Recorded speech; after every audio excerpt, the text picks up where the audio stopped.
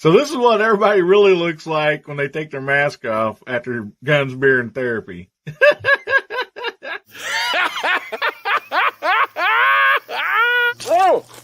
Oh my goodness. Try to take a shower here, guys. Come on, get out of here. Close your eyes.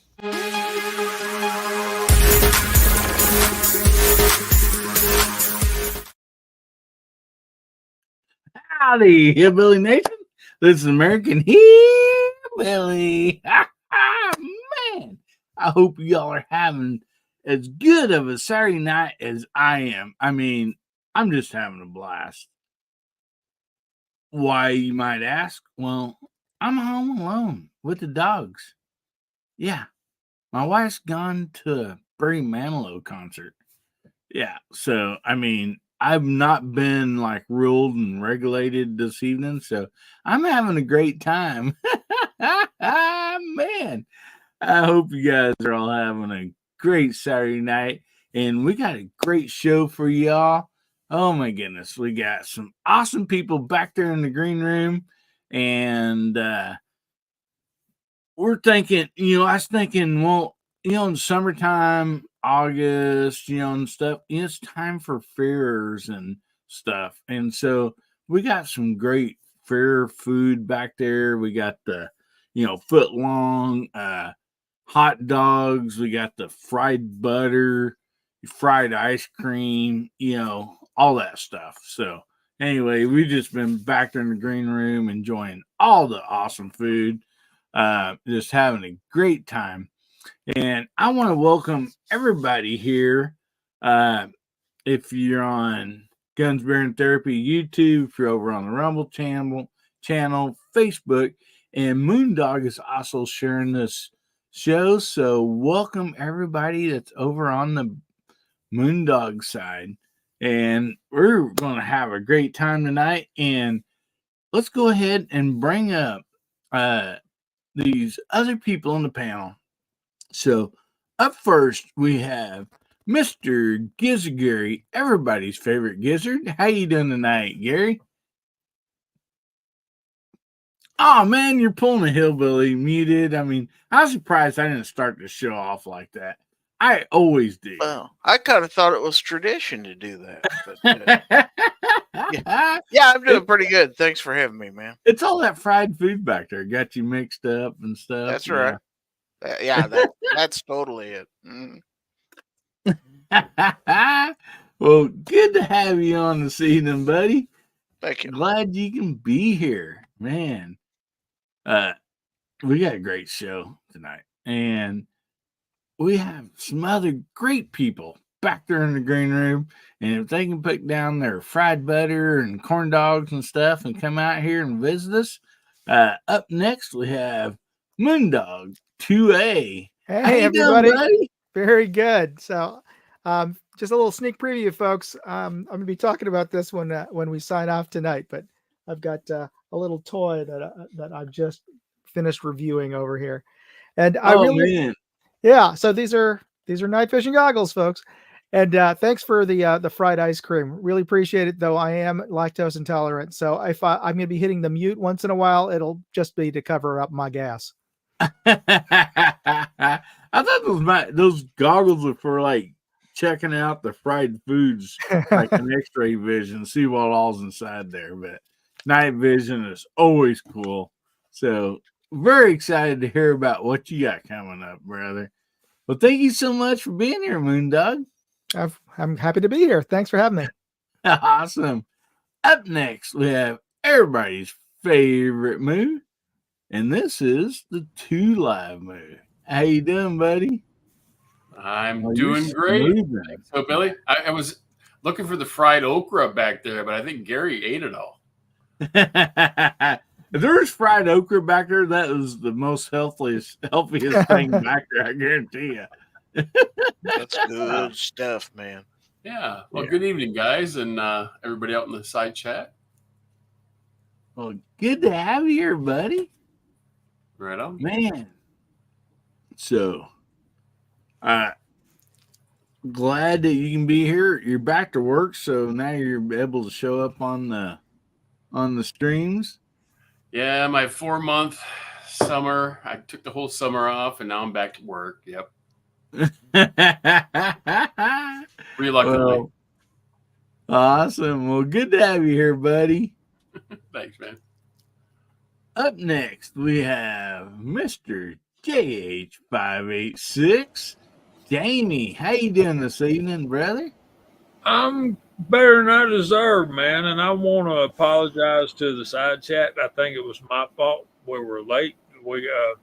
But maybe it was my fault that we came on when we did. It's like we got talking about the concert and stuff, and we got talking about Willie Nelson, and then I started singing a Willie Nelson song, and then all of a sudden we realized we're late, you know. Singing is not my forte. I'm a trombone player. So, hey, Ron 2A matters. I agree with Moondog. The fried ice cream is pretty cool. Thanks for having me, and look forward to spending some time with you guys. I'm probably going to have to bail out here soon, but been a rough week, fellas. So, well, Jamie, we're glad to have you as long as we can have you, brother. Good to see you here, and I really like the fried bananas dipped in chocolate. So. What's not to like? Well, up next we have the voice of YouTube, everybody's favorite voice, Mr. DJ Play Nice. Bob. Look Coming at to you that. from the cornfields of Nebraska. Oh, right? We're getting towards the end of sweet corn season. So, yeah, if you don't have anything that looks quite that delicious out where you are, there's some in the green room. You guys can take some home, because it's about this time of year. People are leaving bags full of tomatoes and sweet corn on people's porches just to get rid of it all. It's an abundance that we are blessed with, for sure. Good to be here tonight, Hillbilly. Yeah. Oh man, definitely. That's you know, when you go to church around like beginning of July and you get some vegetables left in your vehicle, you're like, oh my goodness, this has got to be the best tasting vegetable I ever had. And then at the end of August, you know, you're like, oh my goodness, very thankful for all these vegetables, but man, we're kind of full up on them right now. Everybody's trying to finish up their crop and get it out to everybody. But man, that sweet corn is always, I mean, that's just one of my favorite things. It's been that way for many, many years. And I love a good sweet corn, no doubt about that. And I need to throw up a banner here because we do have a giveaway tonight, as always, on Guns Bearing Therapy. Hashtag HBN92. And we will be giving away the Guinea Blue knife tonight. And it does not come with this IWI zipper pull, because it took me like 2 years to win one of these from Gizzard Gary, and I'm not giving it up. So, Oh, I got more. I picked up. Oh yeah! Oh my goodness! Look at there, man. Thanks to the good folks at IWI. Did you get that at shot this year, or was it last year? I got it at Goals this last weekend in Knoxville. Oh man, yeah! And look at all these hashtags coming out here, man. Good to see everybody joining in. And yeah, man, those zipper pulls, like it.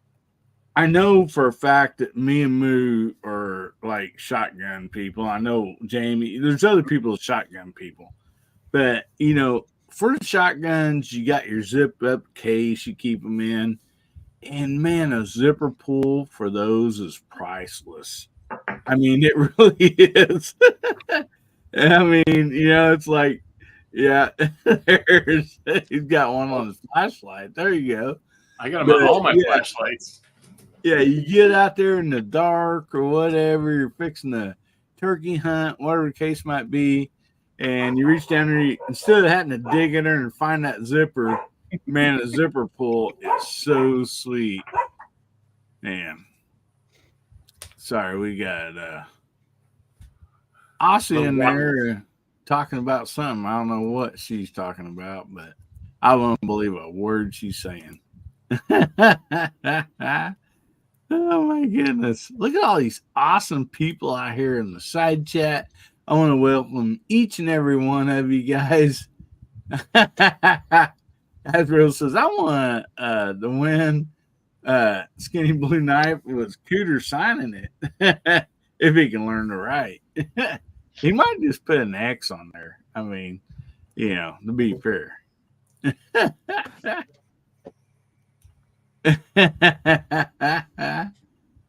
Oh man.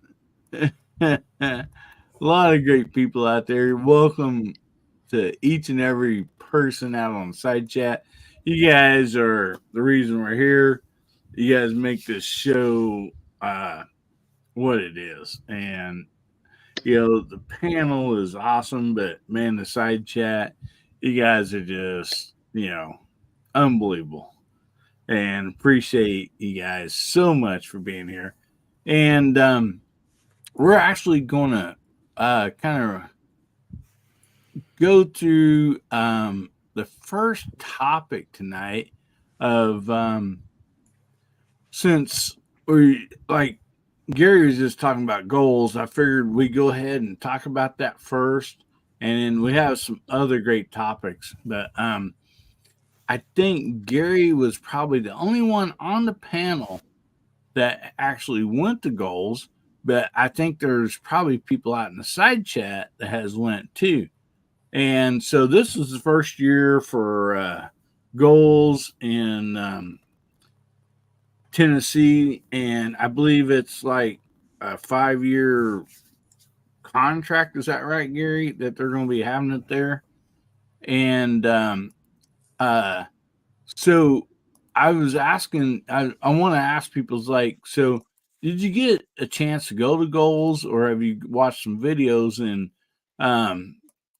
what do you think? And I'm going to step up and go first because I think the people who went put out some great videos,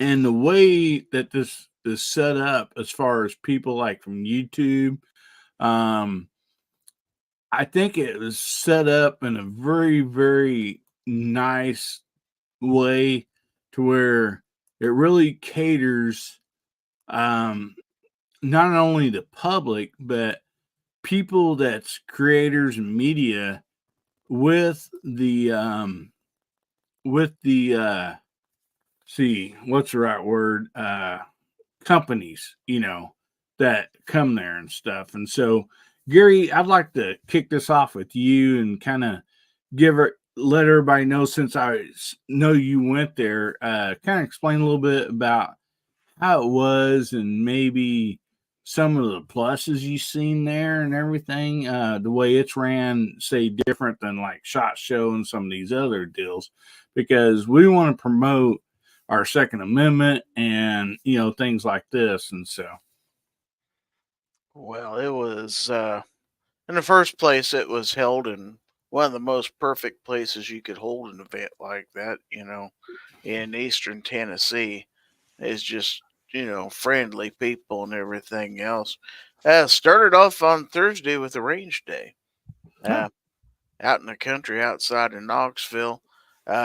Beautiful piece of land out there, and got everybody together. All the companies had all their guns out on a table in front of their booths, and they sang the national anthem. I released a video this morning actually about that. They called it the Mad Minute, as they said at the home of the brave. Then had a bunch of people all lined up with guns ready, and they all fired at once as soon as he said the word brave, and that got the shooting underway. So America, baby. It was 100% America. Friday was unique because they had a media only day at the event. So all the vendors were set up and none of the public was allowed in. It was just us media. So we had our time to do booth interviews and great. everything with the vendors and really get in touch with them, and stuff like that. We had a whole day to visit with whoever we wanted to. It was totally great to do that. I mean, SHOT Show is kind of like that, but it was more intimate. Now there were over 1,000 media signed up for goals, so still quite a few people in the convention center, which was downtown Knoxville. But yeah, we had that, and then Saturday and Sunday was open to all GOA members, and just like NRAM, if you didn't have a GOA membership, all you had to do was pay at the door, and they would get you a GOA membership. So lots of people, of course, GOA very much pro Second Amendment. I mean, great theme throughout. Just really a good time had by all there. Had time to sneak off to Sevierville to go to like Smoky Mountain Knife Works and stuff like that. And it's pretty close to a lot of cool things there. So if people ain't heard about Smoky Mountain Knife Works, you told me, like, I was thinking Smoky Mountain Knife Works, size of Walmart, but you broadened my horizon, my thinking on this. I think it's the world's biggest knife store. Yeah. And it's something if you haven't been there. Plus, there's a lot of stuff surrounding it, too. So, all in all, it's a good time. I can't wait to go back next year. I think GOA did a great job in putting it on. Of course, they are, the No Compromise organization. I'm proud to be a GOA member. I was a member before it started and all that, but I think it's a great event. So kudos to GOA for putting it on.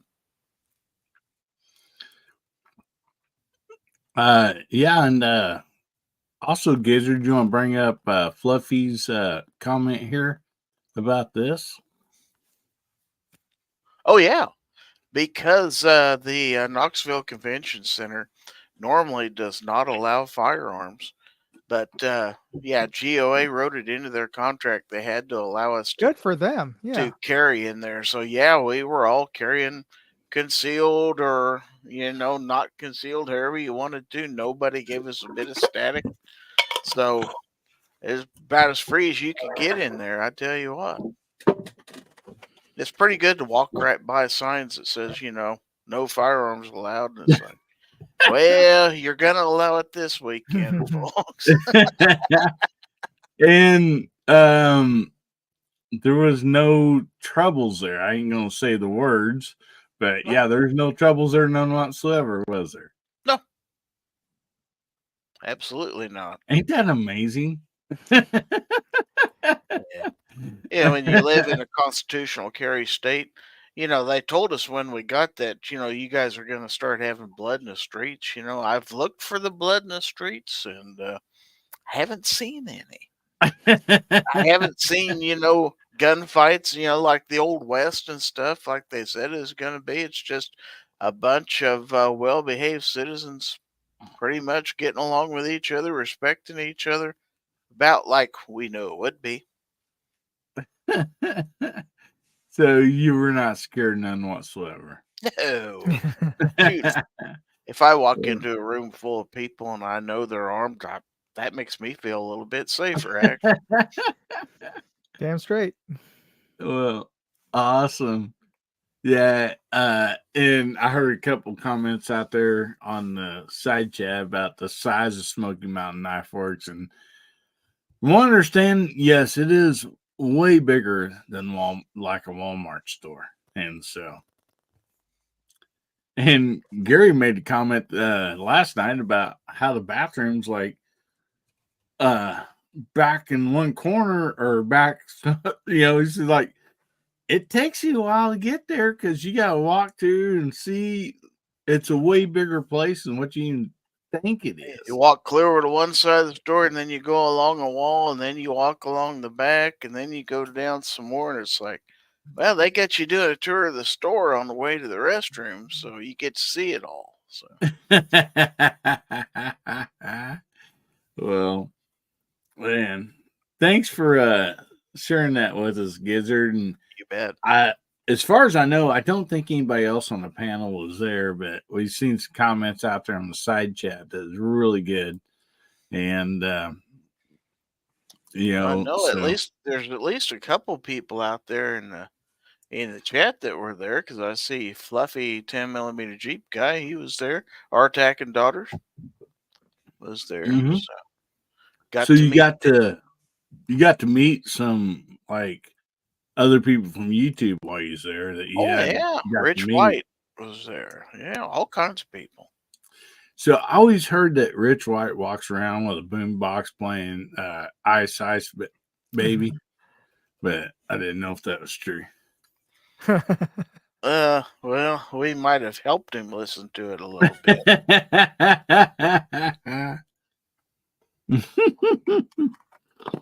Yeah, I just giving Rich a rough time there. He's always a good sport.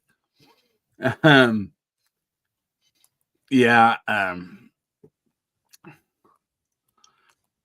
actually we gave away some Smoky Mountain Knife Works knives, courtesy of Bill Dye here for a while on this channel, and they were called the Toad Sticker.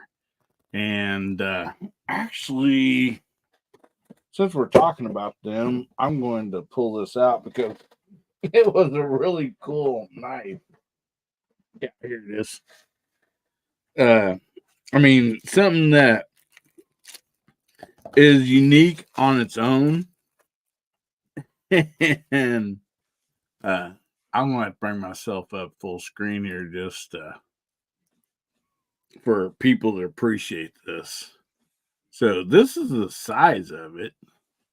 And it does not have like a flip out or whatever, but there's probably a good reason for that.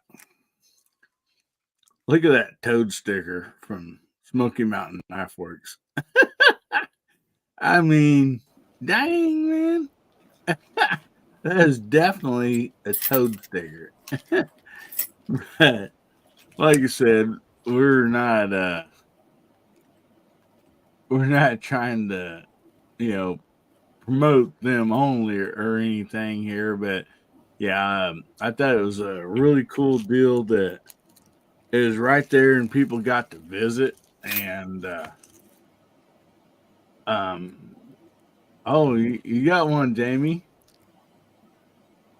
What's that one called? Whoops, sorry, I went to put you in a solo layout and I muted you. Sorry about that, buddy.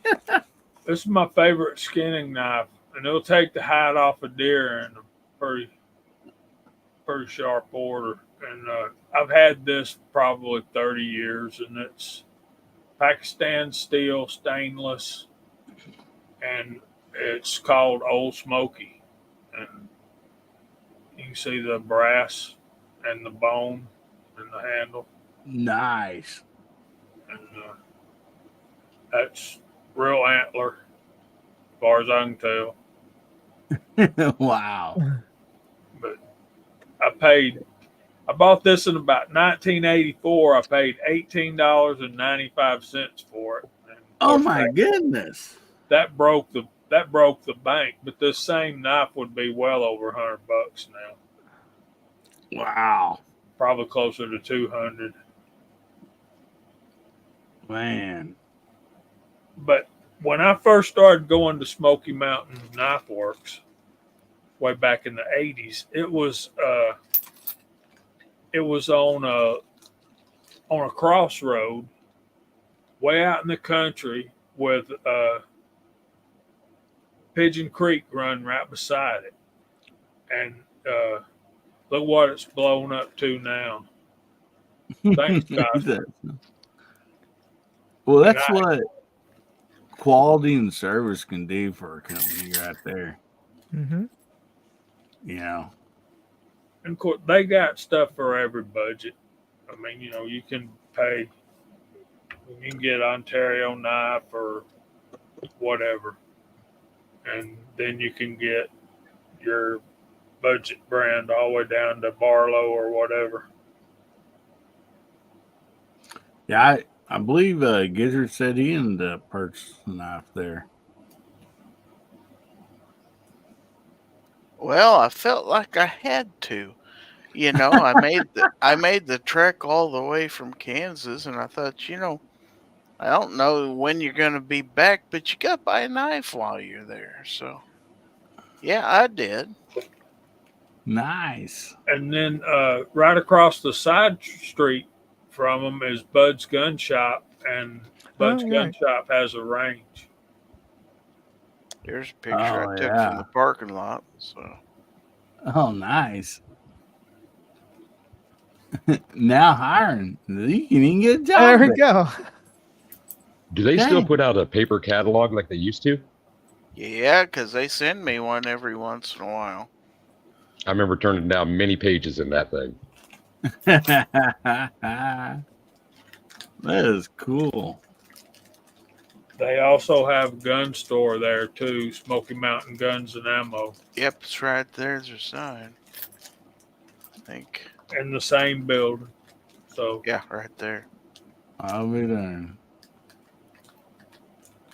This big old building. You got that and Bud's right there in the same vicinity. My goodness. Oh, there's all kinds of stuff. There's restaurants around there, all kinds of stuff. Oh, wow. Yeah, that's part of, the American dream, that people talk about, starting a business and having good products and great customer service, and that's where it gets you. And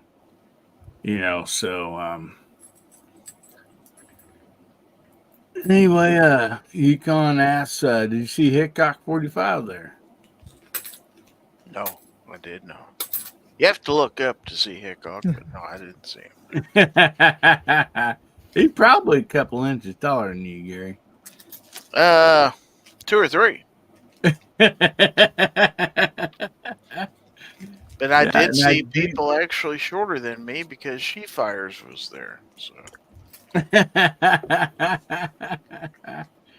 Oh man.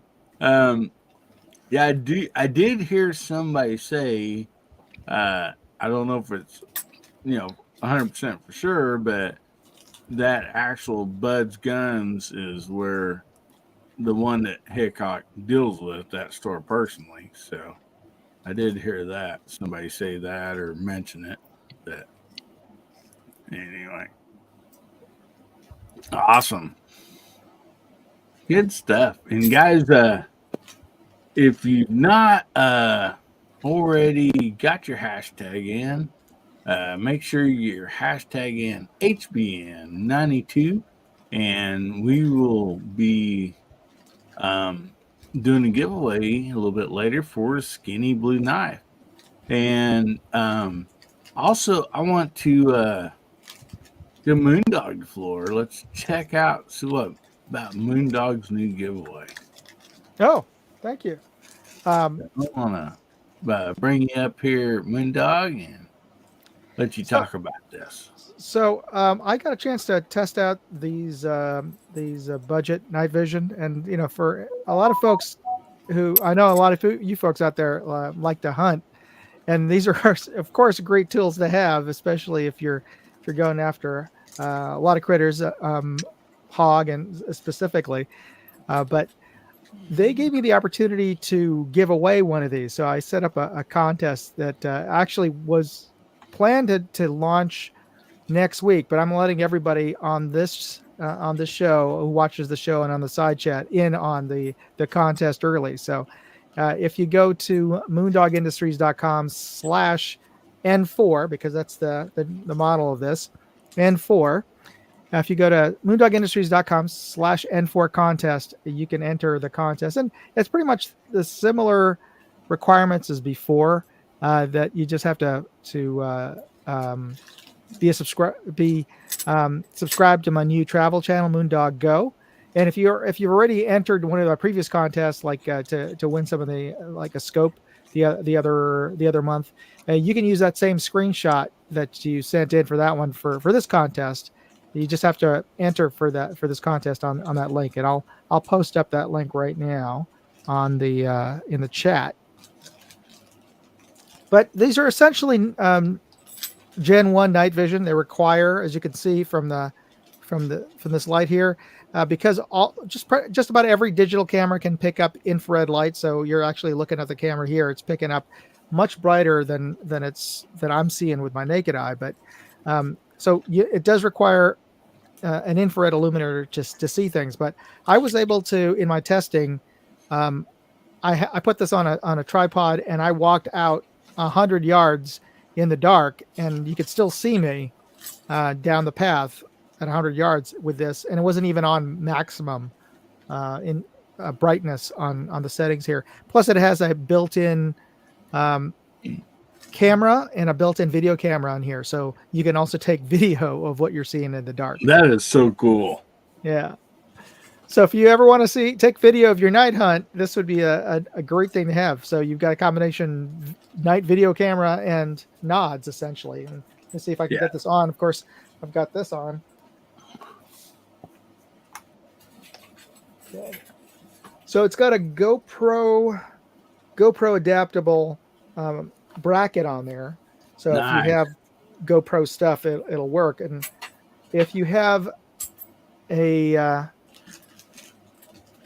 helmet with a GoPro mount, I suppose you could attach it to that.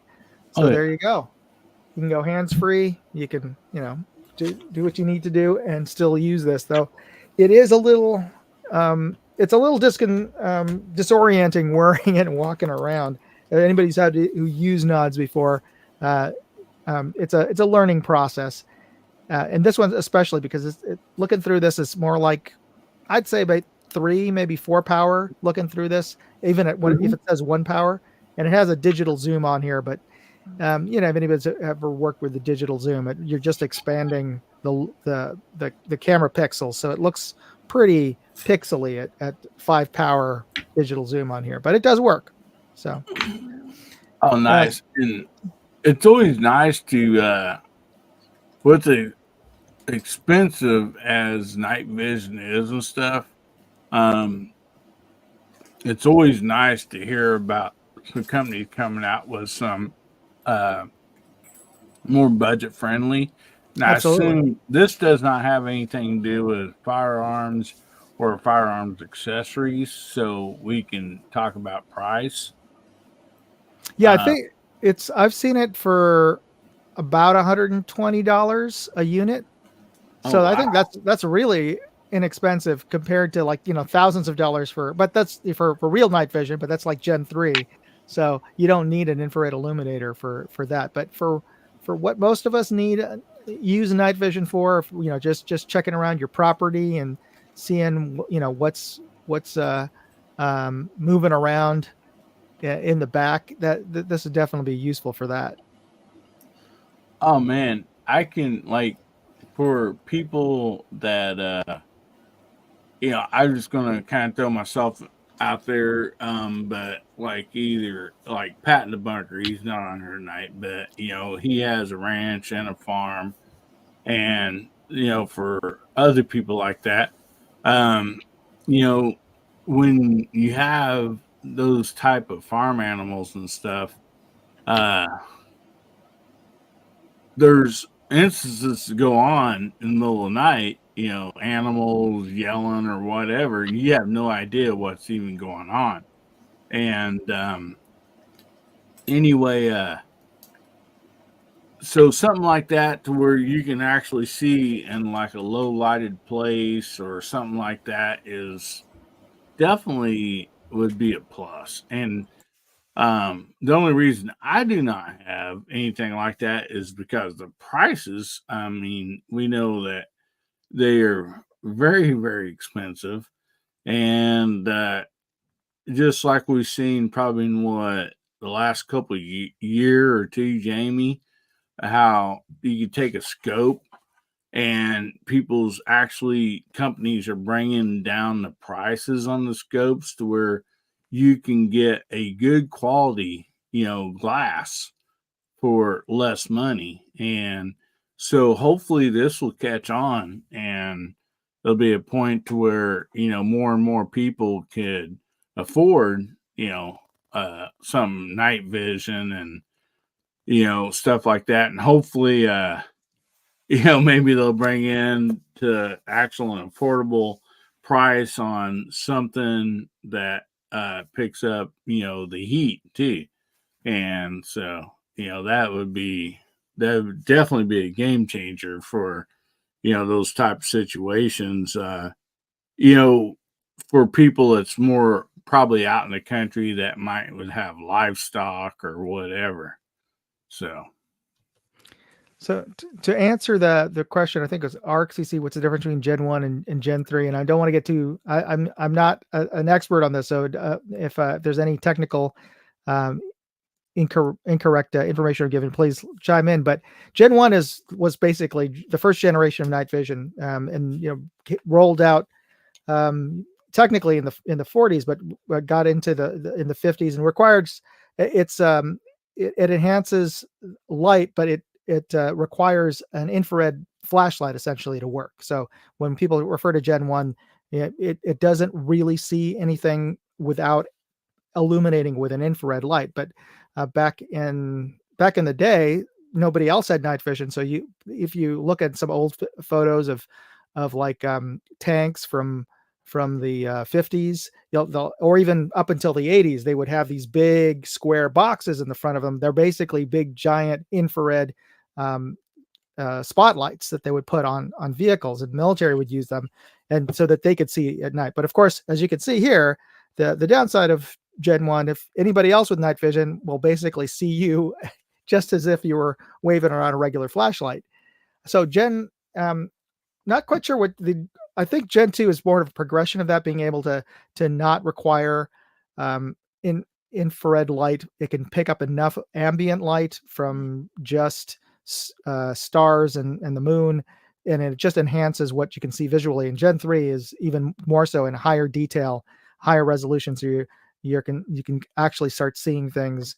And I don't know where exactly the cutoff is when you can actually start seeing things in real color, just because there's just not enough light to see a lot of the other frequencies that we would perceive as color, but they either enhance it or artificially tag colors to what you're seeing through those goggles. What the military is using now is Gen 3. And you can get Gen 3 stuff, but it's a couple of grand.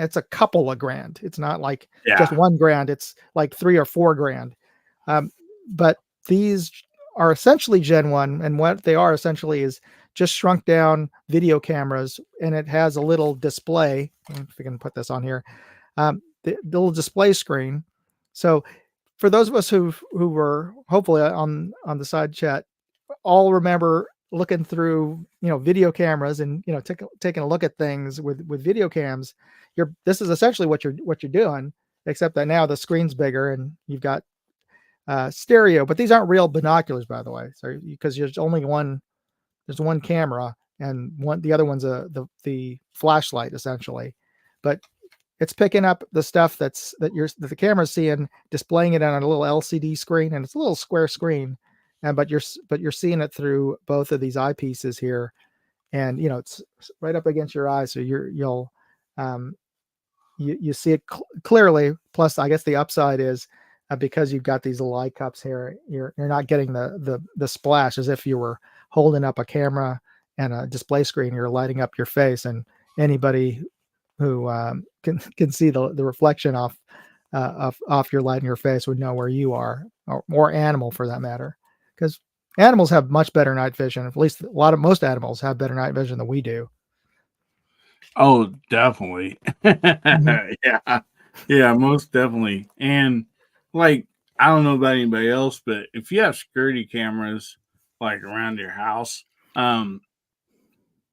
like mine, for instance, which is a few years old, they don't send out any infrared. But I can see great out there, actually. Just any mild light, or whatever. yeah, it's not as good as like just a full color, but yeah, you definitely can see, what's going on and, what's out there. So anyway, that's great. Oh, well, one more other thing I wanted to mention, because you're saying about having security cams, right? So a lot of security cams do have an infrared illuminator built into them. So if you do have a system of or a network of security cams around your house, you may not even, you could turn off the illuminator on here. See if we can, there we go. So it's off. If you have those security cams, they're basically lighting up your property already in infrared, but you can't see it. But if you had these on, you could see everything without having to turn the unit's illuminator on, because you've got those security cams that are just basically lighting up your own property with infrared light. Well, Michael Dunn said his deer comes with infrared. You got on there. And anyway, we got Navi Y says, what's your recommendation for the best ranges in the Bay Area, Moondog? So the best ranges, I'm a little biased. I like my home range, which is Coyote Point. It's in the Coyote Point Recreation Center, just south of the airport. It's actually at the San Mateo Sheriff's Department Training Center. So it's their training center range. That's where they have the law enforcement training, SWAT teams training in there. But it's open to the public on Mondays and Wednesday nights, and eventually it'll be open Monday nights again. But because of the summer of love and defunding the police, a lot of the police officers left and retired early. So all the departments in the Bay Area are shorthanded. So they've been trying to rehire new law enforcement officers. So there's been a lot of need for extra training for these new officers. So they've taken over the Monday nights for extra training. So short story.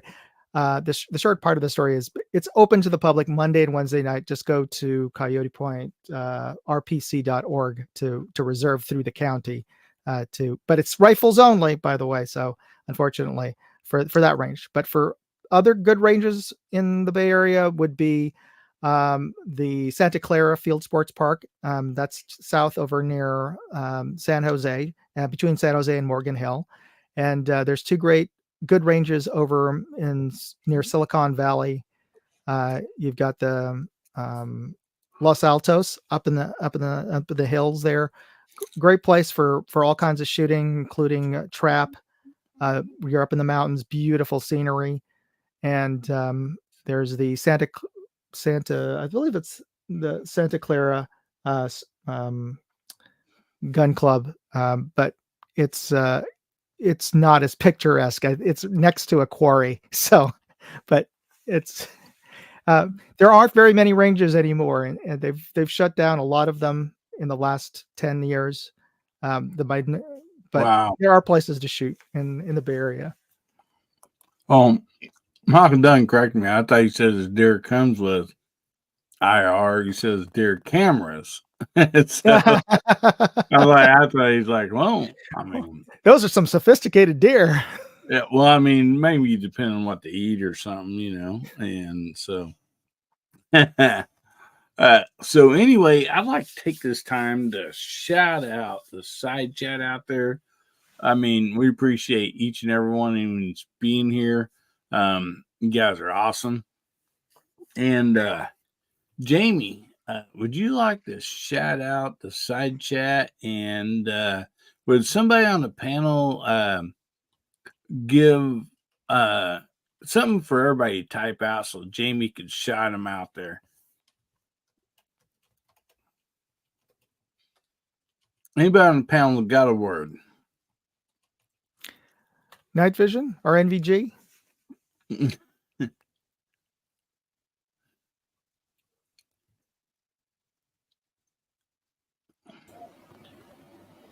So Michael Dunn suggested shout. How does that work for everybody? MV, okay. We'll go with that. we'll just call out both. How about that? All right, here we go. Of course, we got Michael Dunn's out there. Moondog is on the panel and the side chat. We got Bama Dad's out there. Tommy Boy, Alaska One, Andy, GGW Outdoors, and they're blowing me off the screen. There we go. Alaska One, Andy says shout and night vision. So there you go. Commander Otis is out there. Tim S. Gizzard Gary is on the panel and in the side chat. Michael Dunn, Yukon 454, Artac and Daughters, Travis T. There's Miss Vanessa Kitty, Fluffy 10mm Jeep Guy, Duffer 426, Ron 2A Matters, Boomstick Mark 5. DJ Play Nice is also on the panel in the side chat. Josie Wells, I don't know how I'm supposed to say WI, but I try. And we got 3 Jeep Discovery, Ozzy Osbourne, Guns and Barbecue, Commander Otis is out. Osis is still out there. Gun websites, the Scottish American, my brother, is out there. And I think that's all we got at the moment. Oh, there's William Hall. Come on in. Anybody else? Anybody else? Going once. Going twice. Sold. Awesome. Well, thank you so much, Jamie. Yeah, Josie Wales WI is Josie Wales, Wisconsin. Okay. Yeah. Good deal. Yeah. And so. And there's MCK. All right. He's Man, busy. such a great bunch of people. Absolutely. He's busy tonight. Check out this knife, man. One thing I hadn't noticed in a while. Look how thick the back of that thing is. That's almost a 1/4 inch thick. Wow. Dang. Yeah, I love this thing. And that natural curve to that blade just really makes laying a deer skin. Mm-hmm. Yeah, you ain't gonna break that thing on a twig or something. No, it's good and heavy duty. But my dad says it's a bone chopper. There you go. Now I got a saw for that, Duffer. Oh man, when they come out with the saw, I mean, I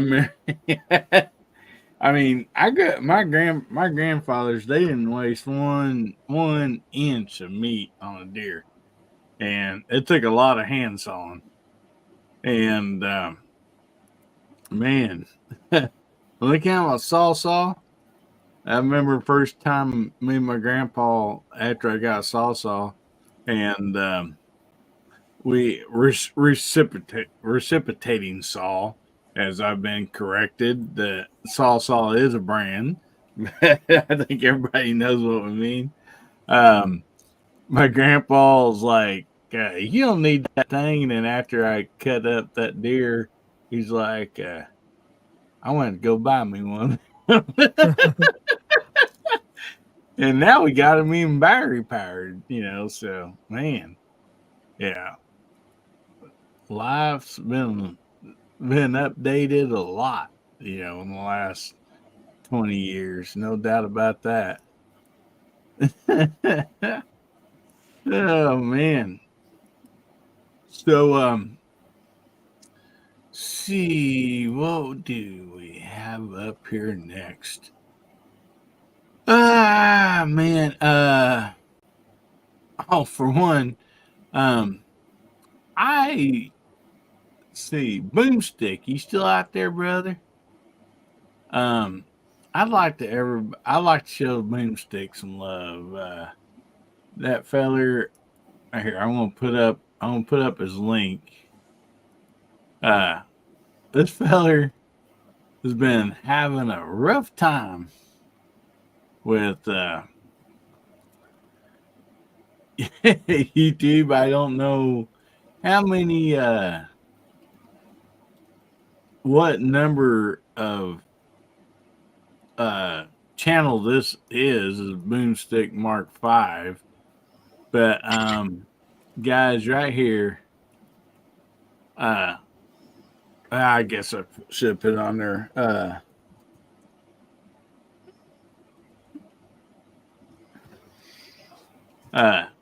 I put in the chat there. Go check out Boomstick Mark V. Show him some love.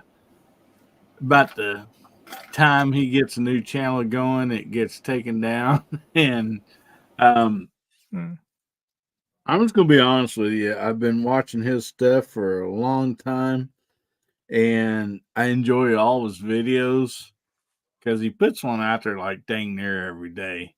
And I would say 95%, 90% of his videos are him shooting a 22 long rifle from a picnic bench and shooting targets, talking about the scope and the ammo and the rifle that he's shooting.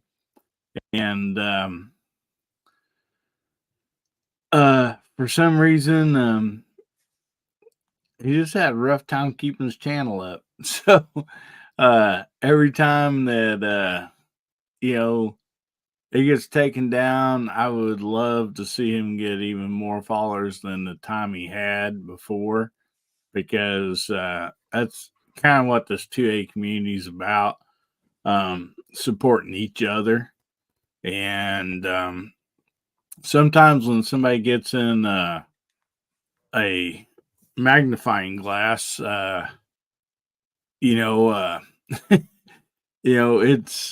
rough, and there ain't nothing you can do about it. And I don't know about Boomstick himself, but I know that probably a lot of us, we do these videos for entertainment, for reviews, helping people and stuff like that. But when something like this comes along, when you have the years put in the time that somebody like Boomstick has been doing for many years, once that gets erased, I mean, like your grandchildren, can't go back and watch these videos. I mean, it's something that it just disappears. And so it's a rough thing, man. And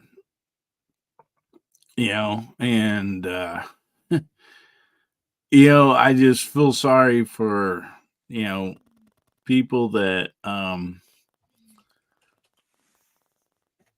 that has to go through this, and in my opinion, personally don't deserve it. But that's a whole nother deal, and I don't really want to get into that. But it does have a great channel and great videos, and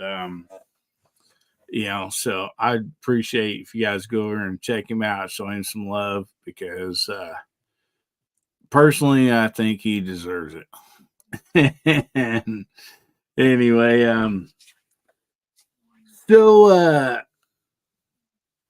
we're going to be doing the giveaway here in roughly about 20 minutes or so. So make sure you get your hashtags in HBN 92, I believe. Yeah, HBN 92, and get a chance to win a skinny blue knife tonight. I'm gonna throw this topic out there, and this is something we don't talk about much, but since it's on the news, and I mean, let's face it, probably 99% of the people watching this show lives here in the United States, I assume. And this is something that has to do with like our general life and the outcome of it. And like I said, mostly don't talk about anything politics here. So I am asking everybody. We're going to go through the room and side chat. I'd like to hear your answers too. But I want to say, right as it says, be respectful of others. We don't want to get this show or canceled for any reason. But anyway,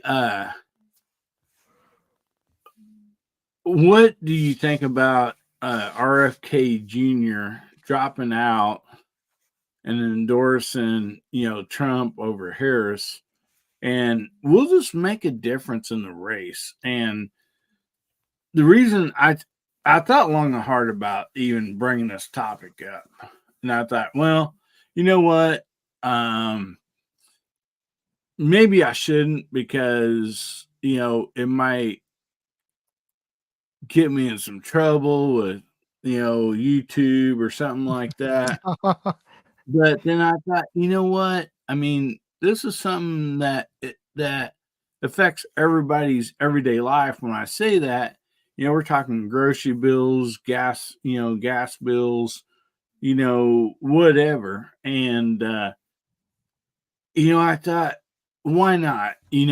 Why should not talk about this just because we know that it's not popular to talk about on here, even though that we really don't get into these subjects very much on here. But anyway, so Gizzard, we'll just start with you and work our way around. And if you don't have an opinion on this, you can just say, hey, I don't have an opinion, I will I'll pass, whatever. I'm not asking anybody to say something that they would not like to say, But anyway, do you have an opinion on this, Gary? On the RFK Jr. situation? Is that what you're asking? Okay. Yeah. I think it has to have a positive effect on Trump's election chances, because you're not going to split up the vote near as much. I think the more it focuses on A versus B, the better of a chance, the less fragmented the election is.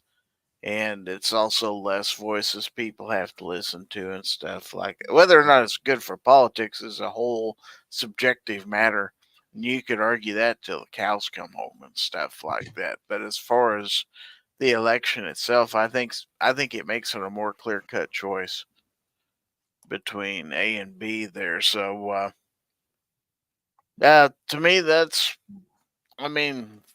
what the voters want to do. I mean, obviously, in the long run, it's good. Now, were there political activities going on in the background to cause this to happen? Probably.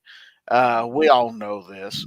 But yeah, a lot of times these third party candidates, they get to a point where, do I want to keep throwing money at this anymore? Because, my chances are pretty much nil of getting elected. Maybe I could do a better job advocating for someone else. So I'll let somebody else talk, but those are my initial thoughts on it. I'm sure there's others that could be brought up.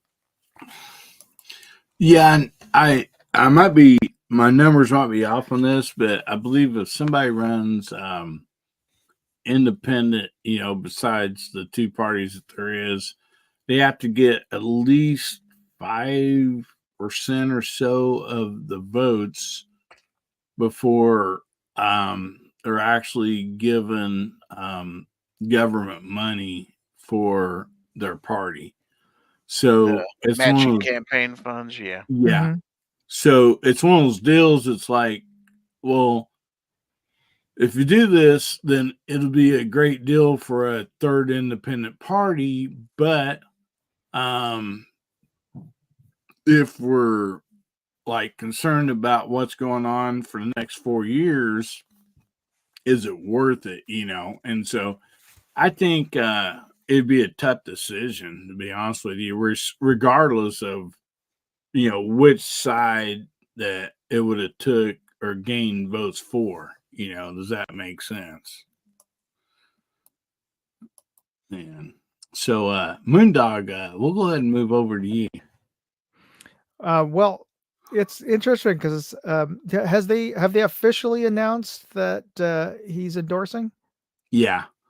Okay, so that's if my political leanings are definitely more in the libertarian camp of things, and I was really impressed with RFK off the bat when I certainly his policies don't necessarily line up with what I would advocate for certainly, but I thought he was a breath of fresh air when he first came on the scene and running this time out. But I totally understand why he's the rationale for what they're doing. He was originally running because he didn't like what was going on with the Democratic Party, and they just did everything they could to get rid of him. And so a lot of I'm sure the big motivator for him continuing to run was out of spite, just because they were doing everything they could to silence him. And I did initially what I knew of him was from all of the negative gaslighting and spinning on what he's done. You know, he's just a kook. He's an anti-vaxxer, blah blah blah, kind of stuff. And I also bought into his running mate, Nicole Shanahan. Mm-hmm. When I first heard that he had picked her as his VP, I soured on that. I was like, oh, why would you pick her? She has no profile nationally. That seems like the dumbest move. And so I sort of wrote her off. But then I saw a couple of podcasts with her. In fact, I ended up watched a podcast that her own podcast. She was interviewing somebody else that I thought was interesting. So I watched her, and it didn't initially, I didn't realize it was her. And I thought, oh, this is a really interesting interviewer. She really knows what she's talking about. And it was some esoteric jump into like artificial intelligence and human evolution. And I'm like, wow, she can at least keep up with her guest.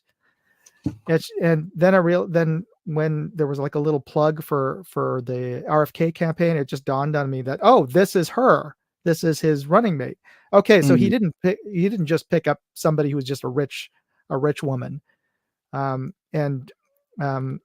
those of you who don't know, she was once married to one of the founders of Google. So she has the money to back his campaign.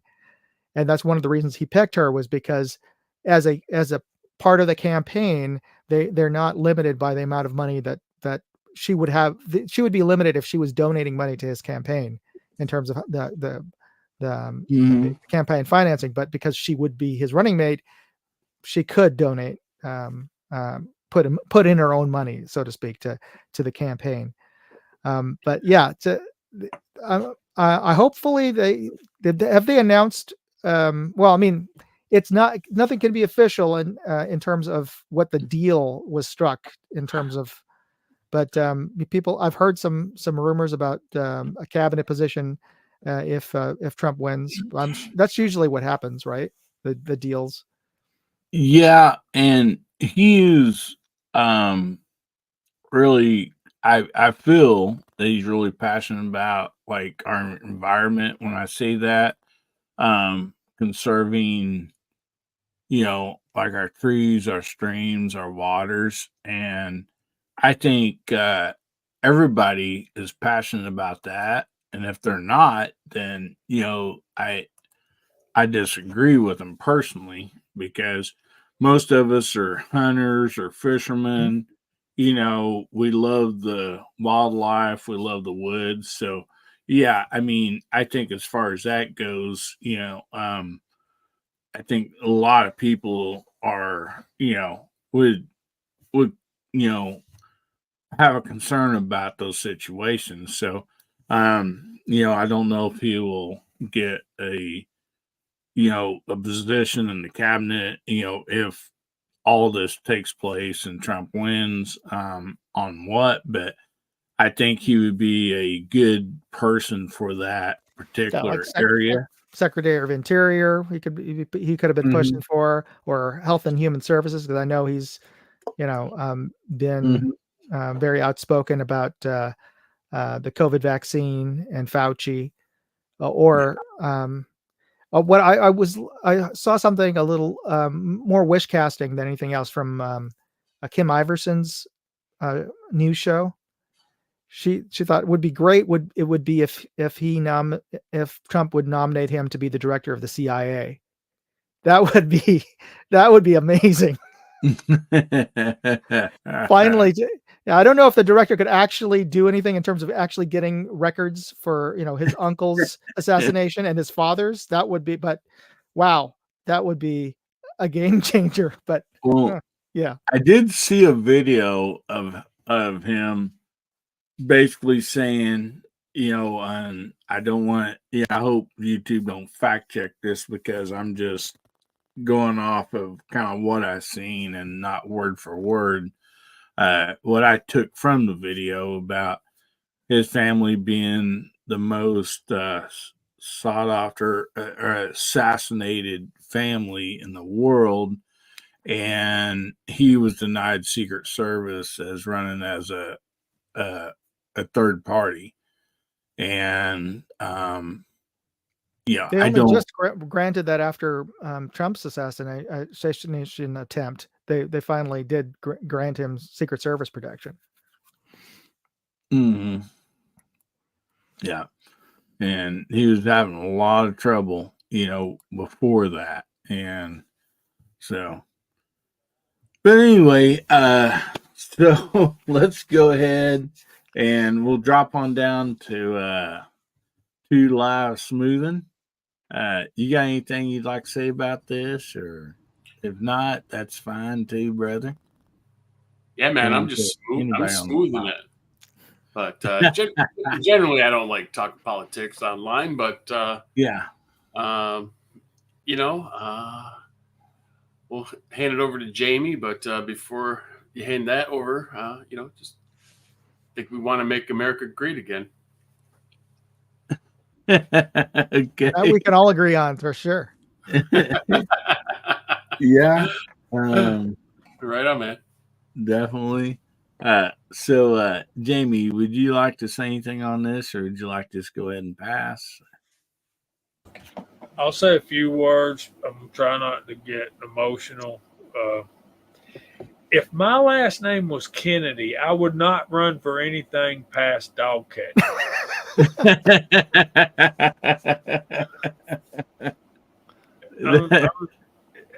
That the whole concept is insane, and if you're running for office, be careful who you make allies with to get funding, because on the other side of the election, particularly if you win, you're going to have to stand up either against them or for them for making those donations. And that was the Kennedys' flaw in the 60s. They turned on people who paid them big bucks. And that's a little part of what happened to the Kennedy family. Anytime there's a third party, it makes it almost impossible for there to be a majority on the first ballot. And if the rules of the election are you must have a simple majority to win, that means you've got to get 50% plus one, right? Mm-hmm. So typically what happens when you have a third party candidate is that vote gets split, as Gary was talking about. And how you going to do that? The best example that I could give for that is to go back and that's right, Artak. That's a fact, Jack. Go back to the what was it? Anyway, check out Ross Perot campaign. That divided the Republicans and got a Democrat put in office. Moondog's concept about the Libertarian Party. I wish they would there's two ways of going about making change within a political party. You can separate yourself and start a third party like the Libertarians did. And you're going to have a really, really, really tough time because you've got two heavyweights pounding you on the head. So it's very hard to grab traction. Or you can stay in the party that you're in and try to make a change from within. And sometimes that's easier said than done, as Mr. Kennedy Jr., Robert Kennedy Jr., has found out. So I think the flaw of both of our major political parties are experiencing right now is they've started to run their political parties like Glock runs their business. We're going to give you this, and it don't matter what you want. We're giving you this. Yeah. You don't need an optic on that, baby. We've been doing this for years. Yeah. We've been doing the same thing since 1986. The only difference is sometimes we'll put a different trigger in there. Sometimes we'll put finger grips on the grip, and sometimes we don't. Other than that, this is what you get. We'll add a number that don't make any sense. You've got to listen to your people. And number one, if you're going to be a leader, you've got to love your people. Yeah. And, if you love them and they know you love them, they'll follow you off the edge of a cliff. Exactly. But any third party will divide the vote and make it very difficult to get a majority. Now, I don't know the rules of presidential election, so I can't tell you if you have to have a simple majority or if it's just whoever gets the most electoral votes, which is probably what's electoral votes is what makes a difference in the end. Yeah, it does, because and I'm 62 years old now, and I don't remember there ever being a runoff for the president. Yeah. Presidential election. I've talked enough. Get DJ on here. Straighten me out, brother. I have this to add. When it comes to who you're going to support, do your due diligence with your research. Talk with your family, your friends, anybody that you feel opinions is as important, and then vote the way that your heart decides. Put the power behind your vote as if it was the last one to be cast and it decides the election. Be sure who you're voting for. Yeah. That's what I got. See, yeah. I was raised by my mother, my grandma and grandfather lived through the Depression, and they were alive during the New Deal and the all of the project building stuff like the interstate system, all that kind of stuff to get the country back on track. I was raised up believing that I could not afford to vote for a Republican. That's what I was hammered into my brain the whole time. I mean, from being a little bitty boy all the way up. Those are what's called, it's generational. It's generational. What's the word? You're born into that political party, but the best way I've ever heard it explained is Tip O'Neill's book, Man of the House. If y'all should read that. All politics is local. Yeah. Once you're elected, your job is to be reelected, and then we'll let you slide on the party line on a particular vote if it's going to mean you get reelected or not. But this is the thing. The liberal side of the Democratic Party back in the day hated Southern Democrats because they referred to them as Dixiecrats because they were so they were so conservative. And yeah, we should have been Republicans a long time before we were. This is the thing. If you're 20 years old and you don't vote Democrat, you ain't got a heart. If you're 40 years old and you don't vote Republican, you ain't got a brain. So take that for what it's worth. Well, yeah. This is something that, like, I seen. The reason I brought it up tonight because I know a lot of people believe in, like, they have their beliefs, just like you was saying, like what you just brought up, blah blah blah, and sometimes, as you get older, things change in your life, and I just thought this was something that's I believe in my own heart that this is something that's kind of historic because if you ever watched the videos when RFK Jr. was a little boy and his during his dad's funeral, uh, you know, he stood there and saluted the casket going by, and that was just like a stronghold for America. That a little kid, like that could stay strong enough at that age and stand there and just, salute his father's casket as it went by. And, so sometimes, like, there's, like, we've seen the evolution of our parties, switching, going far one side, far back the other side. But, for me personally,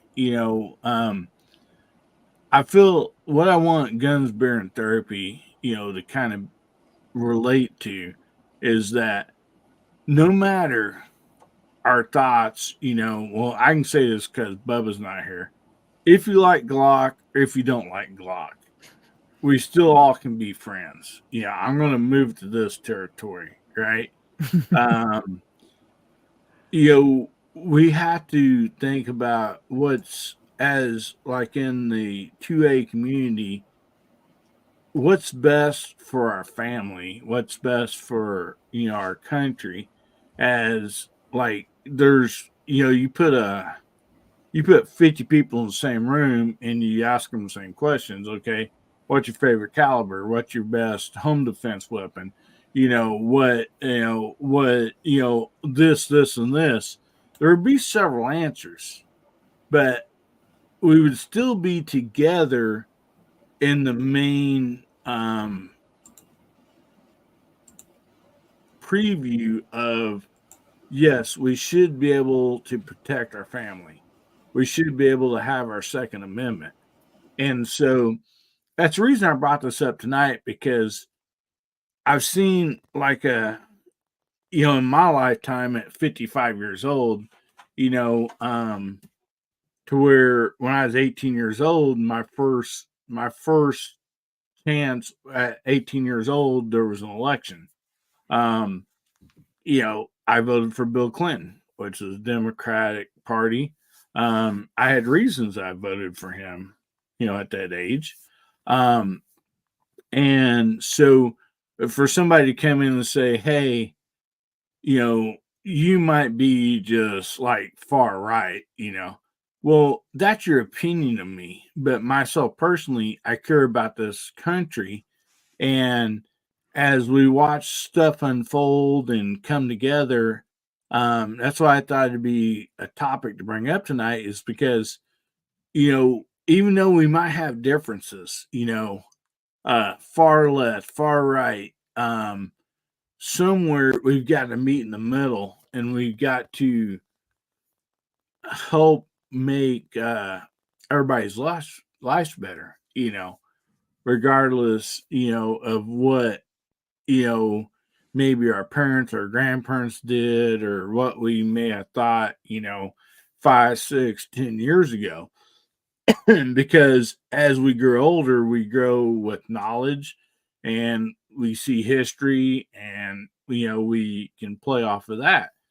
And so that's the reason I brought this topic up tonight, is because hopefully, like, us as a country can come together and find a place, regardless of the politics, because I know most of us do not like politics. It's I in my own personal feeling is like, politics and government, they have their place, but it's been grown and overstepped for many years. And I would like to see, regardless of what our parties are or whatever, that we can come together and we can agree on what's best for our family, for our children, our grandchildren, our neighbors, our friends, and stuff like that. And so, that's the reasoning of bringing this together tonight, because we've seen this topic, for this topic, is because we see somebody that was, basically left the center, but not very far. Take something that they probably wanted really bad, as a presidency and stuff like that, and do what their heart felt that might be best for this country. And so, I just want us all to, like, realize we're all together, man. I mean, we love each other. We have so many of the same opinions and topics, maybe if it comes from music, from cars, to guns, regardless of what the topic might be. We find out that we all have more in common than what we might think. And so, that is the reason for tonight's topic on that. And I'll just let everybody, if you have anything else to say, go right ahead. I'll say one thing. I've done a lot of bad things in my life, but I never voted for Bill Clinton. Oh yeah. Well, I gotta say it's probably just the stupidity of youth there, Hillbilly. I literally got to go to, when I was going to school in Arkansas college, I attended many parties with him and stuff like that. I thought he was a cool dude. Oh, really? That was my opinion. Yeah. He played the sax. He liked to party. Yeah. I mean, yeah. I'm like, heck yeah. I gotta confess, if you're confessing, I got to too. My first election, I turned 18 just before the presidential election of 1980, and I voted for Jimmy Carter. Oh my! Because he was the governor from my state, and I knew the quality of the man that he was, but he failed to. He had a lot of unlucky breaks, but he didn't handle those very well, and he has gone down in history as not a great president. But when the hostages were taken in Iran, his main priority was getting them out, and that's, even to the point that he was focusing on that more so than campaigning against Ronald Reagan. But all I'll say is thank God for Ronald Reagan. Mm-hmm. Well, I think when Gizzard turned 18, you got to vote for Herbert Hoover. Not quite. Actually- I'm just joking with you. Actually, Yeah, everybody 1980 always was gives you a rough time about being older and 1980 stuff. was my Yeah. first also, and I voted for Ronald Reagan, and I never heard the end of it from my parents because both my parents were staunch Democrats. You'd have thought I, voted for the devil or something like that. Well, you weren't raised like that. So, no, I was raised to have my own views and stuff like that, and I liked what Ronald Reagan had to say. But yeah, it's interesting that I was 20 years old. I still remember that. Well, I having gone to public school through all of my life in California, we were indoctrinated in LA Public School District to think of Ronald Reagan as the devil. But I've since changed my views on him and his presidency. Got to say though, Jamie, you've as flawed as Jimmy Carter's presidency was, he's probably been one of the best ex-presidents in U.S. history. Totally. And when anybody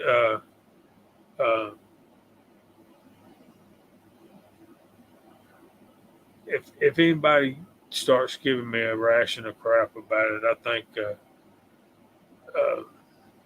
all I'll tell them is Jimmy Carter was just too good a man to be the president of the United States.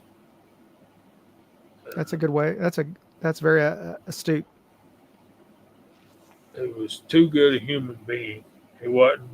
There's not a ruthless bone in his body. And if you're going to achieve and succeed in that office, you've got to have a certain level of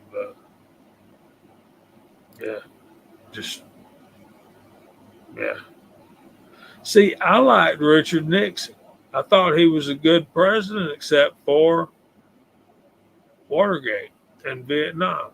And he inherited Vietnam from, in my opinion, one of the worst human beings that ever set foot, much less sat in the Oval Office.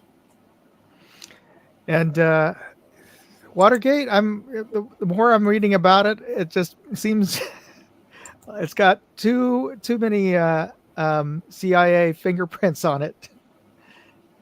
And Nixon definitely pissed off a lot of people in high places inside of the U.S. government. So, and back to you saying that Robert F. Kennedy Jr. would be made the head of the CIA. If he does that, that's suicide. I know. That is instant death. Those are the kind of bones that they'll never get out of the closet. They'll never let that out. Yeah. So, but that was just a more interesting thing. I was thinking, what would be the one thing that would make RFK endorse Trump? It would probably be. I wonder if that was ever one of the things that was floated in their discussions. That would be interesting. I'd love to be a fly on the wall on that. No, I think he'd be a great head of the Secret Service. I don't think he'd do well in CIA. They would kill him. Yeah. And when are the papers going to come out about John F. Kennedy's assassination? They were supposed to, right? Supposed to have in 2017. Mm-hmm. And I think it was Scotsman put in the side chat. Ronald Reagan was the first president to ever admit that there may be UFOs.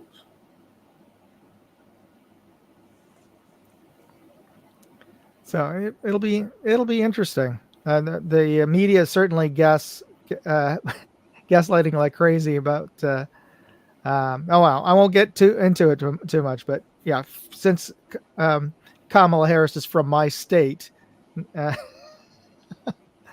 All right, guys, I have a special guest on here. Oh, I hate to cut in on you guys like this, but I'll throw up a tag here. Ames is Barry Manilow concert night with her friend Debbie. oh, I want to see this. Is she doing a And live connection? we have the live correspondence online right here. So anyway, welcome Ames and Debbie. Can you hear us?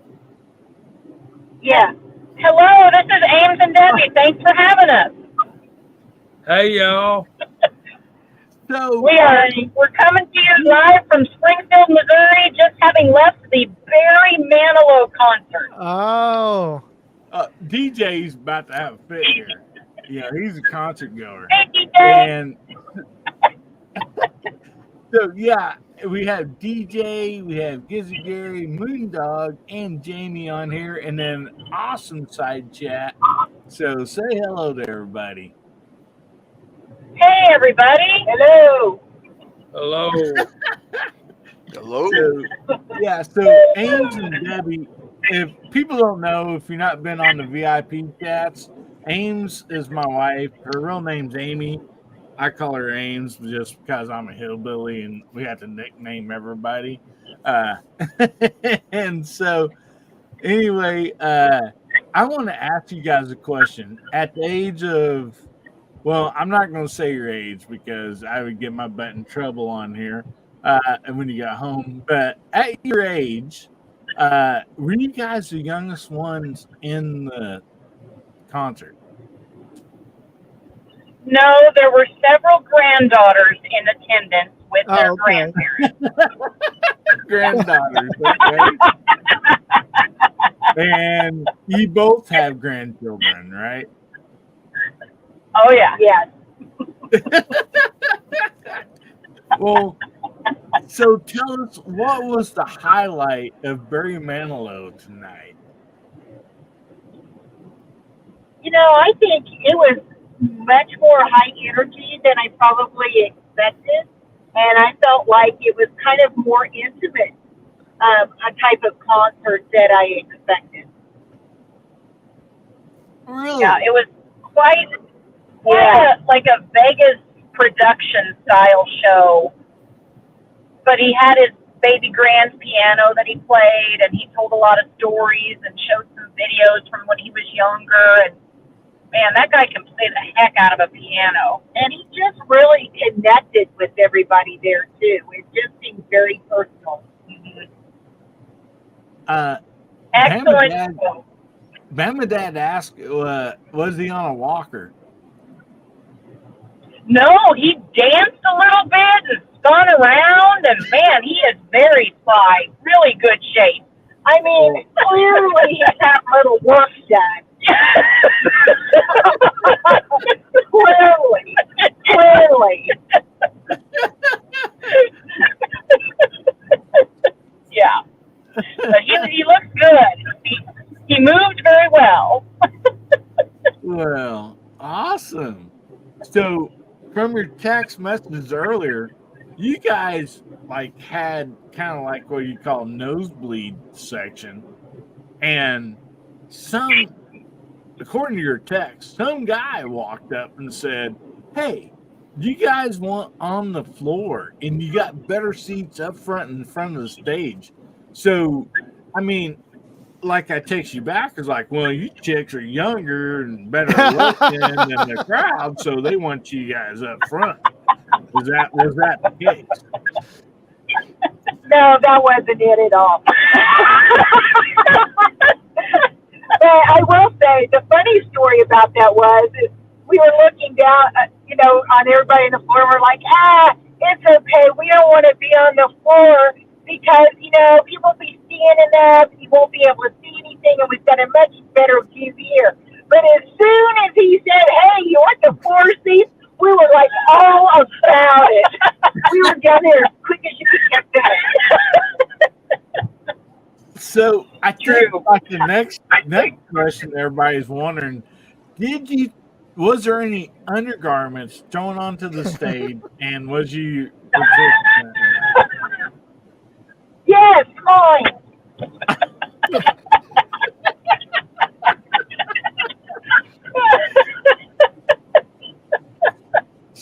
Tom Oh, Jones. no. Tom I Jones think there was a famously caution sign.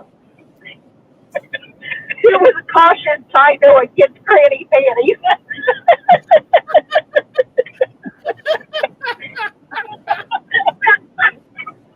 Oh Tom my Jones God. famously said that there's been bras and underwear thrown on my stage for many years. As I get older, they only get bigger. Was that the case? Oh my God, that's horrible. No, it was not that kind of show. It wasn't. Oh my gosh. We did see some cute couples though, and there were a few with a lot of bling on that were clearly groupies. Yeah. We met a lot of nice people. Everybody was super friendly. It was a wonderful atmosphere and quite a lovely production. So if you like Barry Manilow and get a chance to go, this is the last tour. He will, of course, appear in Vegas if you want to go and see him there, but this is their last tour. Well, Duffer 426 said if I was there, I would throw mine underwear on there. So I know our music consultant of YouTube, DJ, has probably got questions. So DJ, I'll hand it over to you. Did you guys get to hear your favorite songs by Barry Manilow, and what were they? Oh, good question. Yeah, I guess my top three were I Write the Song, Mandy, and the Copacabana song. And yes, of course, he did all three of those. Yeah, and I like that. What's the song he did? One in New England. Yeah. Yeah, I like that song. That one was lovely. That was really nice. Yeah, he does write the love song. And I did not realize that he wrote some songs for Garth Brooks that he sang. Oh. He co-wrote with him If Tomorrow Never Comes. Yeah. Yeah. He sang that. Yeah. Well, I would like to just inform the public that the person who's saying I write the songs did not write that song. Are you sure? According to Google. Now, he may have been co-writer on it. Yeah, like you said, but yeah. And I had about a how long picture was you sent me earlier of him on stage where you guys, your view. And so that's what everybody's seeing right now. And go right ahead, DJ. I'm sorry to cut you off. I wanted to know about how long was the show and how many encores did you do? Good questions again. Debbie, how long was it? Almost 2 hours? Yeah, it was about 2 hours. I mean, they had a comedian on it first. I wasn't really feeling it for the comedian. Yeah. And then there was a long break between the comedian and Barry Manilow. But once the show did get started, which was probably about 8, I mean, it was, solid. Yeah, it was a solid show. And there were no encores this evening. Oh, okay. But still well worth the money if you got an almost 2-hour show out of that. Did you guys hit the merch booth, and did you pick up T-shirts, posters? What are you bringing home with you besides the good memories? I tried to bring home a lighted up lei to go around my neck, but Amy wouldn't let me. Yeah, I passed the merch booth. There were T-shirts, but I said I'm good. She put her foot down. DJ Amy wasn't thinking about you when you walked by there. I mean, she could have got you something from Barry Manilow. Well, I'm just glad they were able to come on and do the live with us. That's awesome. Getting a live remote from a concert, that's a treat for sure. Ladies, I'm glad you had a good time. Please travel home safely, okay? Thank you, DJ. Good talking to you. Bye. All right. Well, All right, you guys also, later. we still have a few more people on the panel. We have Jamie, Moondog, and Oh. Gary. So I would like to give them an opportunity to ask you guys any questions that they'd like to, and we've had some really great comments from the side chat, as you can imagine.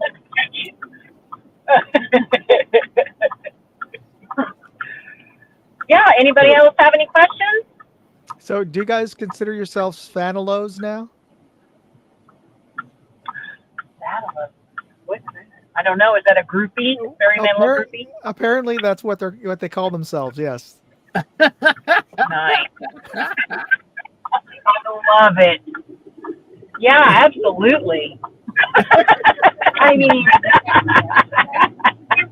I knew a good portion of the song. Mm-hmm. Yeah, so,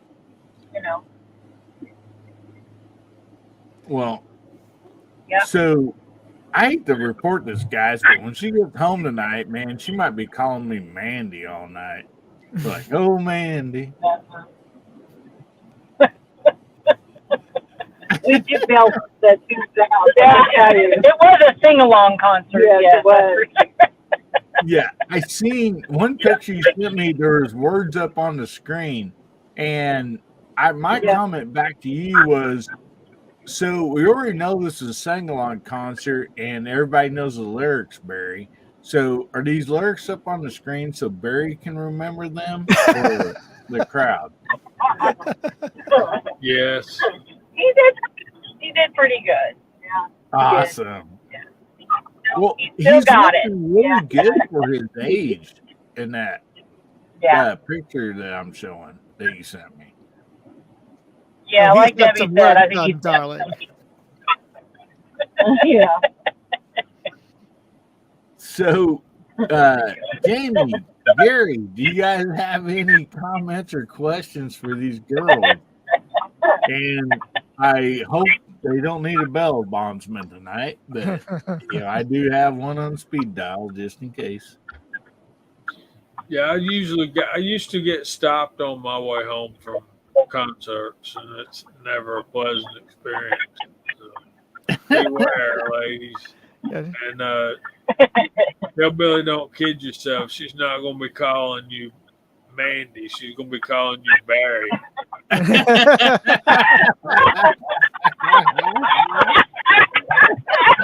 Oh, Barry. Good one, Jamie.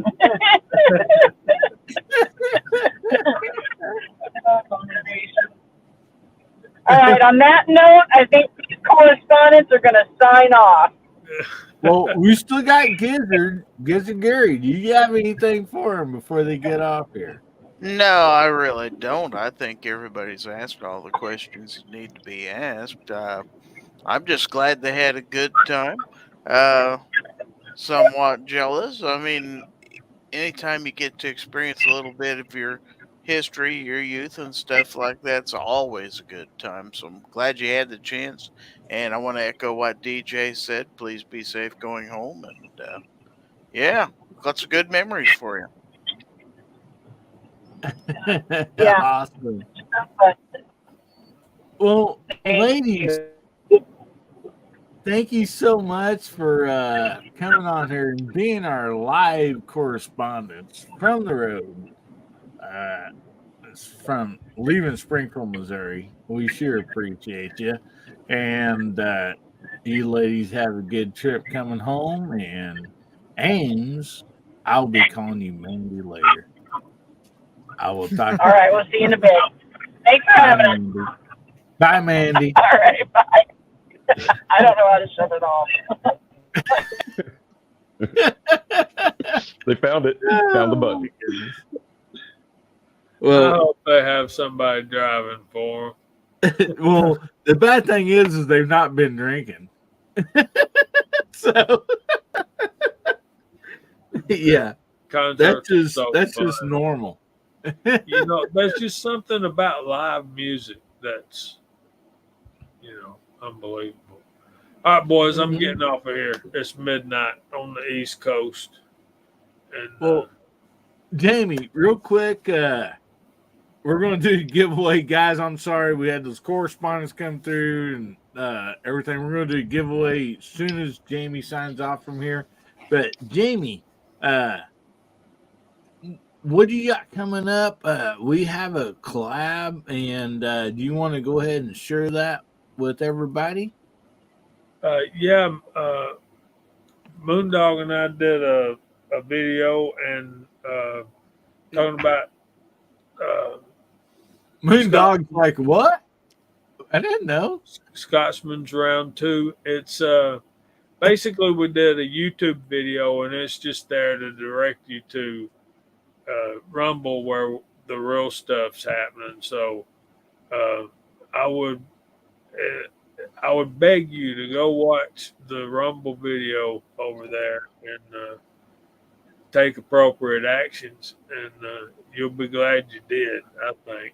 And other than that, I put out a video on the Zokim decapping dies for the Lee Universal Press. I also got a scope and rings from Discovery Optics. I got to do a video on each of those. I'm trying to figure out how I want to go about doing that. And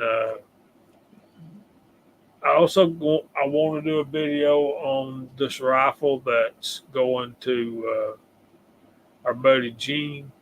And so I'm going to be a busy boy here, and I need to get all this done because in about 3 weeks, we'll be having a cowboy action match on Saturday. Ooh. So that's going to take a bunch of getting ready for too. So, guys, thanks for having me. I appreciate y'all. Well, thanks for being here, Jamie. Appreciate you, brother, as always. And you have a great evening, guys. Go and check out JH586 and showing some love. Subscribe and check out Georgia Shooting Connection. It's on Friday nights, right before Gizzy Gary's show, Foul Territory. It is at 7 o'clock Central, 8 o'clock Eastern, and lots of fun. So go check them out. Thank you, buddy, for being here. Appreciate you. Thank you. Good night, y'all. Good night. Good night. Well, that's usually my cue. He's usually between Jamie and me who jumps off first, but I got church tomorrow too. Got to pick up. Got to bring the family out to choir and bring my godson and his brother to church as well. Awesome. Well, so thanks for having me out tonight, and it was great to see a bit of a Barry Manilow concert. That was a treat. And I maybe next time I'm in Vegas for SHOT Show, I'll go pop in to see him perform. I'm certainly looking for something other to do when SHOT Show's over. But and thanks again for letting me talk about the night vision goggles. So for those of you who tuned in late, I'm giving one of these things away on my website, and there'll be a video coming out soon announcing that this is a giveaway. So for those of you who are tuning in tonight, you got an early access to the contest. So it'll be running through the end of next month. Awesome. Well, thank you so much for being on here tonight, Moondog. Of course. Appreciate you as always, buddy. And thank you for sharing the stream. Guys, go over and show Moondog some love. We got Moondog 2A, Moondog Go. And what's your other one? Moondog Reviews. Moondog Reviews. So yeah, go ahead and check him out. Oh, great stuff. I mean, really good stuff. And so go show you some love. Appreciate you doing that. And thanks for announcing your giveaway here first. Hillbilly Nation has a good track record for winners. Yes, for winning your giveaways. So, that's awesome. And thank you so much, buddy. We appreciate you as always. Of course. Well, you guys y'all have a good night and good luck on the contest. We'll see you, buddy. Bye-bye. Go easy. Well, let's bring up the giveaway tool because I've had people waiting, I'm sure for a long time to see who wins the skinny blue knife. And anyway, we went past time, and I appreciate you guys' patience. But you know how those correspondents are. I mean, they don't call in on time or nothing, and so anyway, anyway, we had 33 entries in the giveaway, and so somebody like to do the countdown for the giveaway. Please go ahead. 3, 2, 1, spin. All right, here we go. See who the winner is tonight. Fluffy 10mm Jeep guy. So if you're out there, Fluffy, please say something, because you do have to be present to win. So I'm gonna take this down, and we'll see if Fluffy says something here, buddy.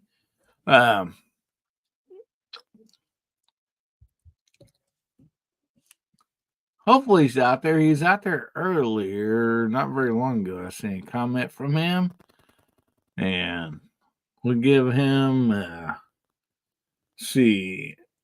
give him a few seconds to respond. There he is. Awesome. He says, I'm here. All right. Well, Fluffy 10mm Jeep guy, give me an email at hillbillyup@gmail.com. Give me the name and address you want this sent to, brother, and we will get it sent right out. And congratulations. So awesome. Good to, I don't know if Fluffy has won before. He may have. I'm trying to think. I don't have the list like Gary does. I'm lazy, I guess. You might want to clarify that email again, Hillbilly, because I think you left part of your address off. AmericanHillbillyUp@gmail.com. Yeah, because first time you said Hillbilly up Gmail. Oh, I'm sorry. It's scrolling on the bottom, Fluffy. Right. I just wanted to make it clear for him. Yeah, thank you, buddy. I appreciate that. Yeah, AmericanHillbillyUp@gmail.com. Just like Mr. Bob typed it there. There you go. Awesome. Thank you so much. And so I'm going to bring this back up again for the side chat and the panel. So is there somebody that's a living singer that's 65 or older that is kind of one of your favorites, somebody you'd like to see in concert? And the reason I thought about this is I'm like, well, Ames and Debbie were going to this concert tonight, and I'm like, there actually is people 65 and older that still living that I would like to see their concert. I mean, I understand that they might not have maybe not put on the concert that they had in the past, but anyway, Gizzard, we'll just start right with you, and would ask this to the side chat too. Gee, that I haven't already seen. Let's see.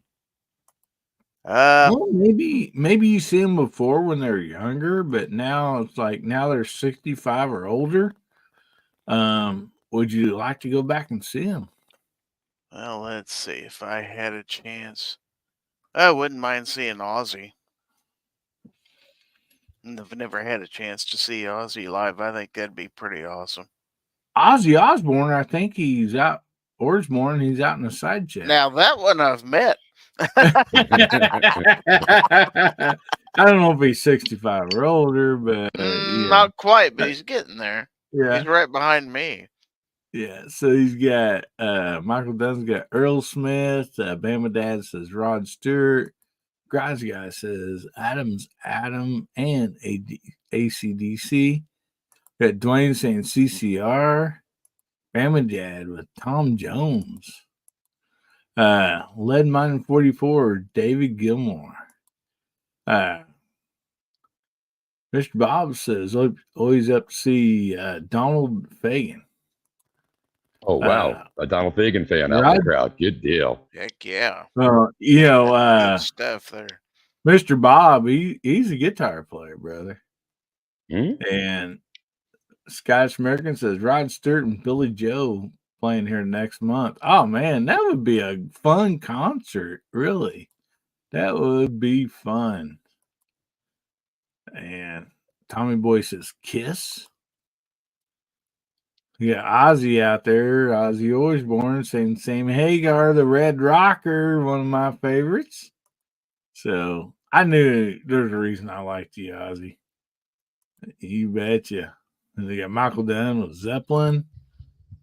Bama Dad. Hagar still can do it. Saw him in Cabo. Yeah. You get to go watch him in Cabo and you get to drink his liquor called Cabo.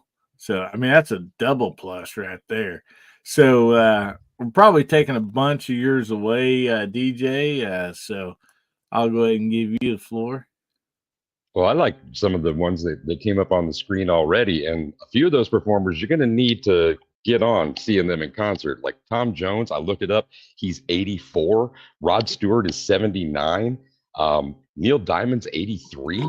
So, man. I wonder if he's still wearing blue jeans. forever, man. And there are a couple of those artists, like the last comment that you read said, there are a bunch of artists that are out touring this year. I mean, Coco hit pretty hard, the touring industry as well as everything else. And so it was basically a 2-year layoff for everybody. And by the time concerts started getting going again, the logistics were all jacked up because from trucking companies to other support crew and whatever, they have been out of the game for 2 years. And it's not that they couldn't still do their jobs. It's a lot of them had to find other jobs to do. So it's a good year to see. It's always a good time to see music. This year is a great year to get it done. We're only about halfway through the year, a little bit past that. So there's still fall tours that I'm sure are going to be out there.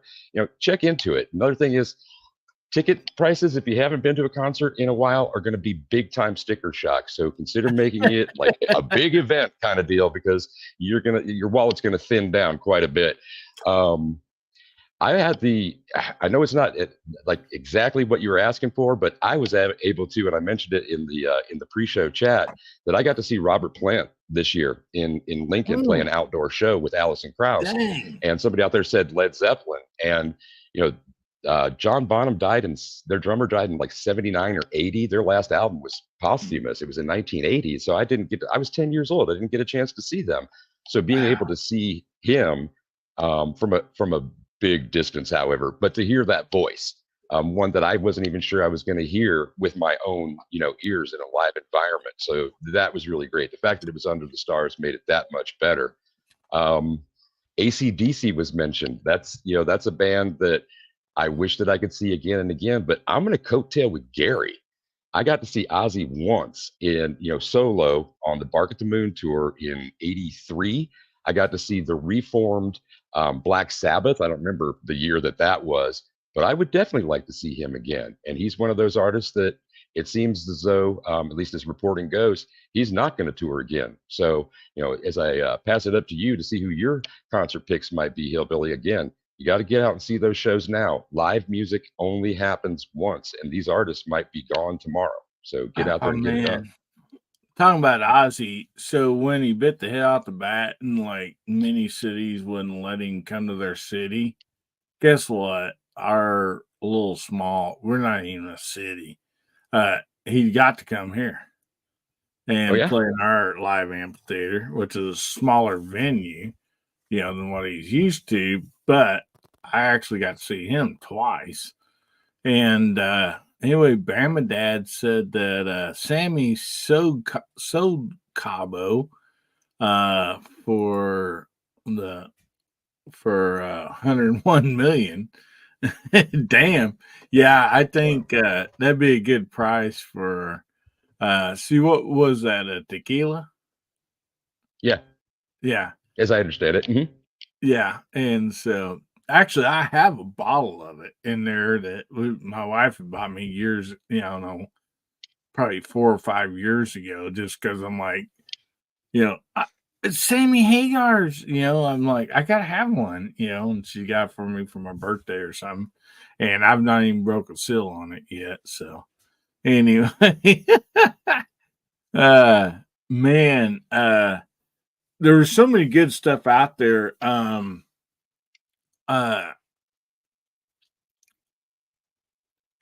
Malcolm Dunn's coming in with Ice-T, Snoop, Ice Cube, and more.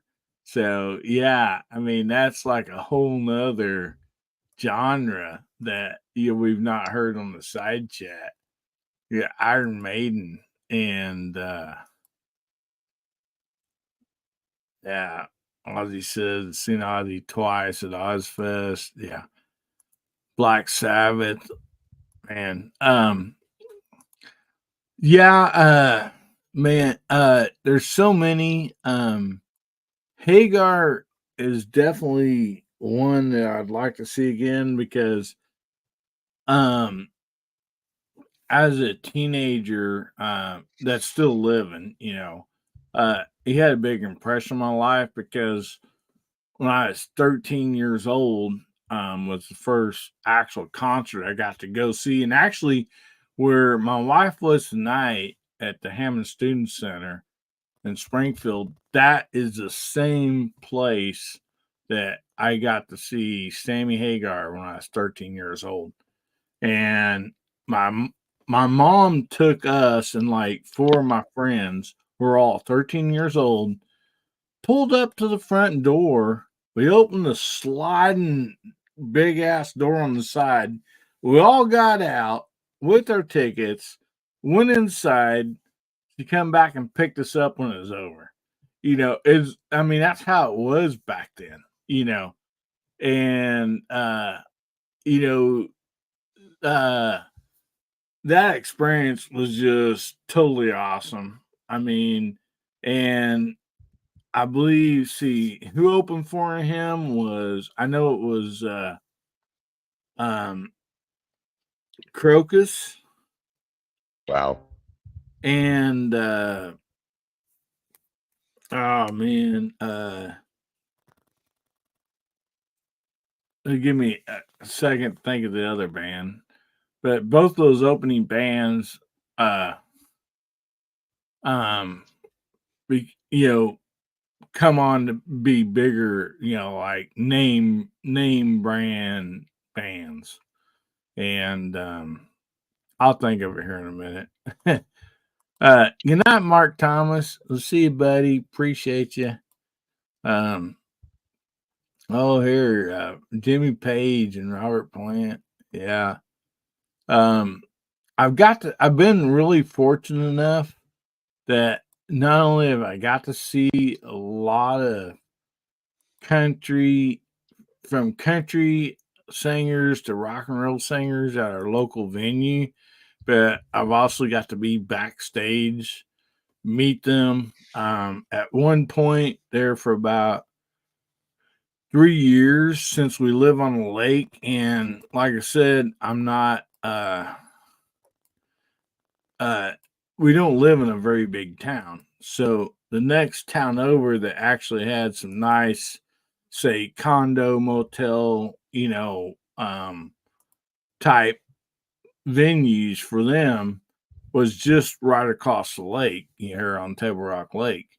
And so we got to actually go pick them up in our boat at a private dock load up the stars and the manager, and drive them back over to our private dock, load them in like my Suburban, my own personal Suburban, and drive them up and across the road to the concert venue.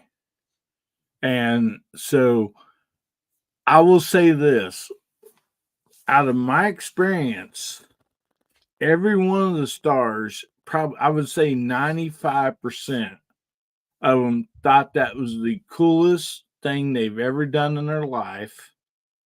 And almost I'd say 95% of the managers threw a freaking fit. Why? Where's our limo? And all this stuff. Oh. Yeah. The managers did not like that, but the stars absolutely loved it.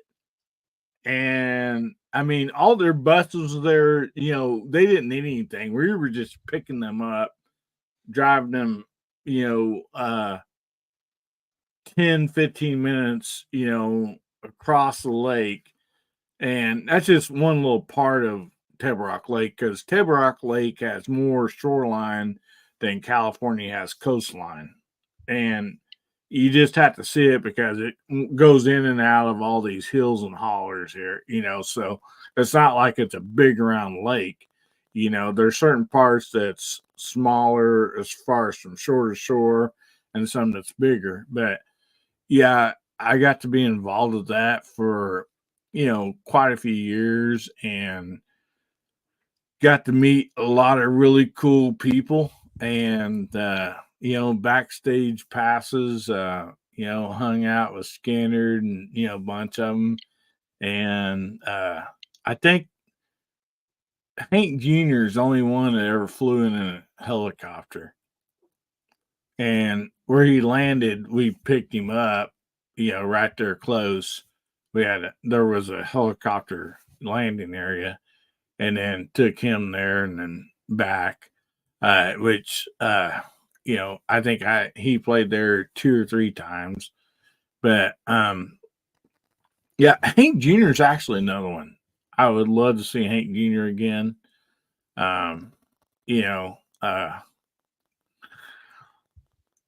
He was at one point in my life, like, his songs meant a lot to me, and they still do. But, it's just at one point in my life, it's like I can relate to Hank Jr. I'm a country boy and we can survive. And I still relate to that to this day. Not only that song, but, man, if you guys can think of anything else, please go ahead. And I know I come up with some more people that age and that I would like to see again. Another concert that I saw some almost 40 years ago that I'd love to see the band again, it would be Judas Priest. Oh, yeah. Yeah, I saw them in 85 up in Kansas City. What was then Sandstone. Outdoor concert is pretty kick-ass. I've been to Sandstone twice.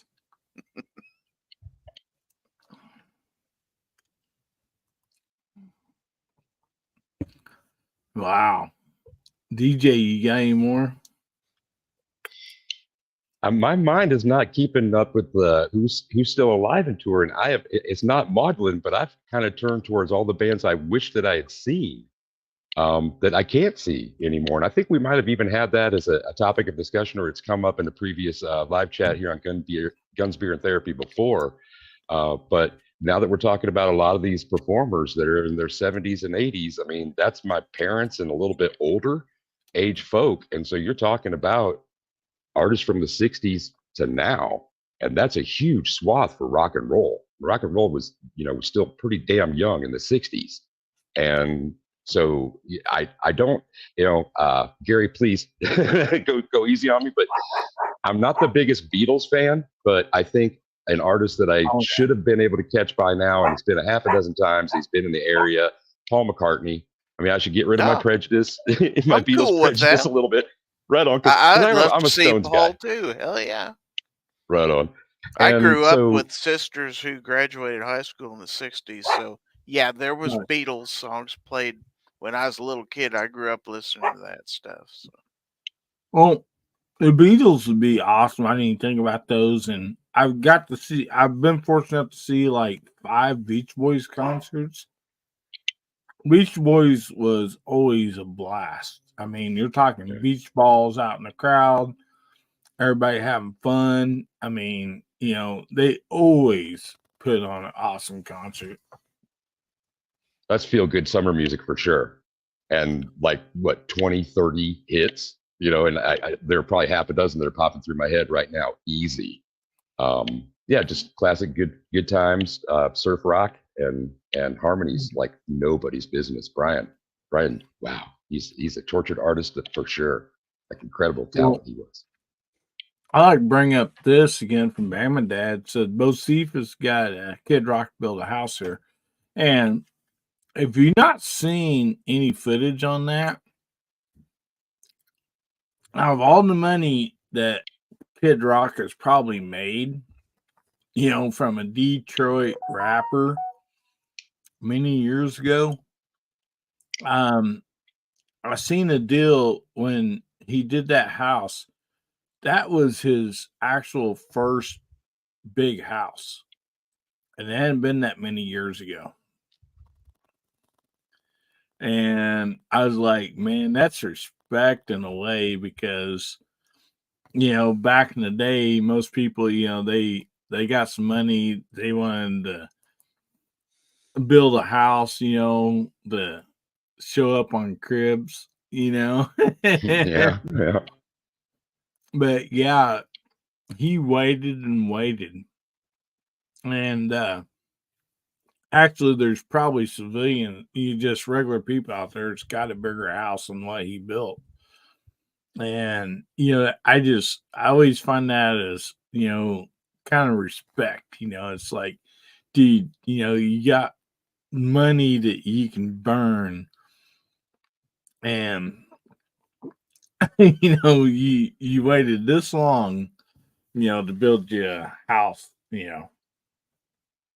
like that. That basically a showroom house, whatever you want to call it.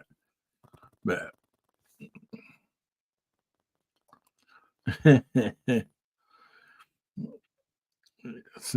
White House knockoff, yeah. Ted Nugent, man, I literally got to meet Ted Nugent. I didn't actually get to go fishing with him, but I got to kind of be a part of lining that up. He is a very big fisherman and hunter, so I got to see him many times at concert. I was backstage. When he'd have a concert here, he'd show up a good week to week and a half before, because he wanted to fish Table Rock Lake. He wanted to go out. He wanted to fish it. Like that dude was like, he fit in very well as just a normal person around here, and his concerts were always amazing, to where they had the controlled stuff hanging on the walls or whatever at the concert, the venue that we have here. And what'd you call it? I don't know if you call it pyrotechnics or whatever, but he had his own crew with him, and he'd like pull out his bow and arrow, light the arrow, shoot it, into something, and it'd go up in flames, during the song. And like, it was amazing. What a wonderful live show that guy put on. I mean, just really, really good stuff. Yeah, the couple times that I've seen him, he's done that bow thing from the stage. And I didn't think it was good. I thought that it was going to be like something fake because the first time was indoors, but it was real. So not only is he a good shot, but he's willing to take some risks, some calculated risks. I would venture, but Oh yeah, yeah. And as a bow hunter myself, like it was just, that was just so cool because,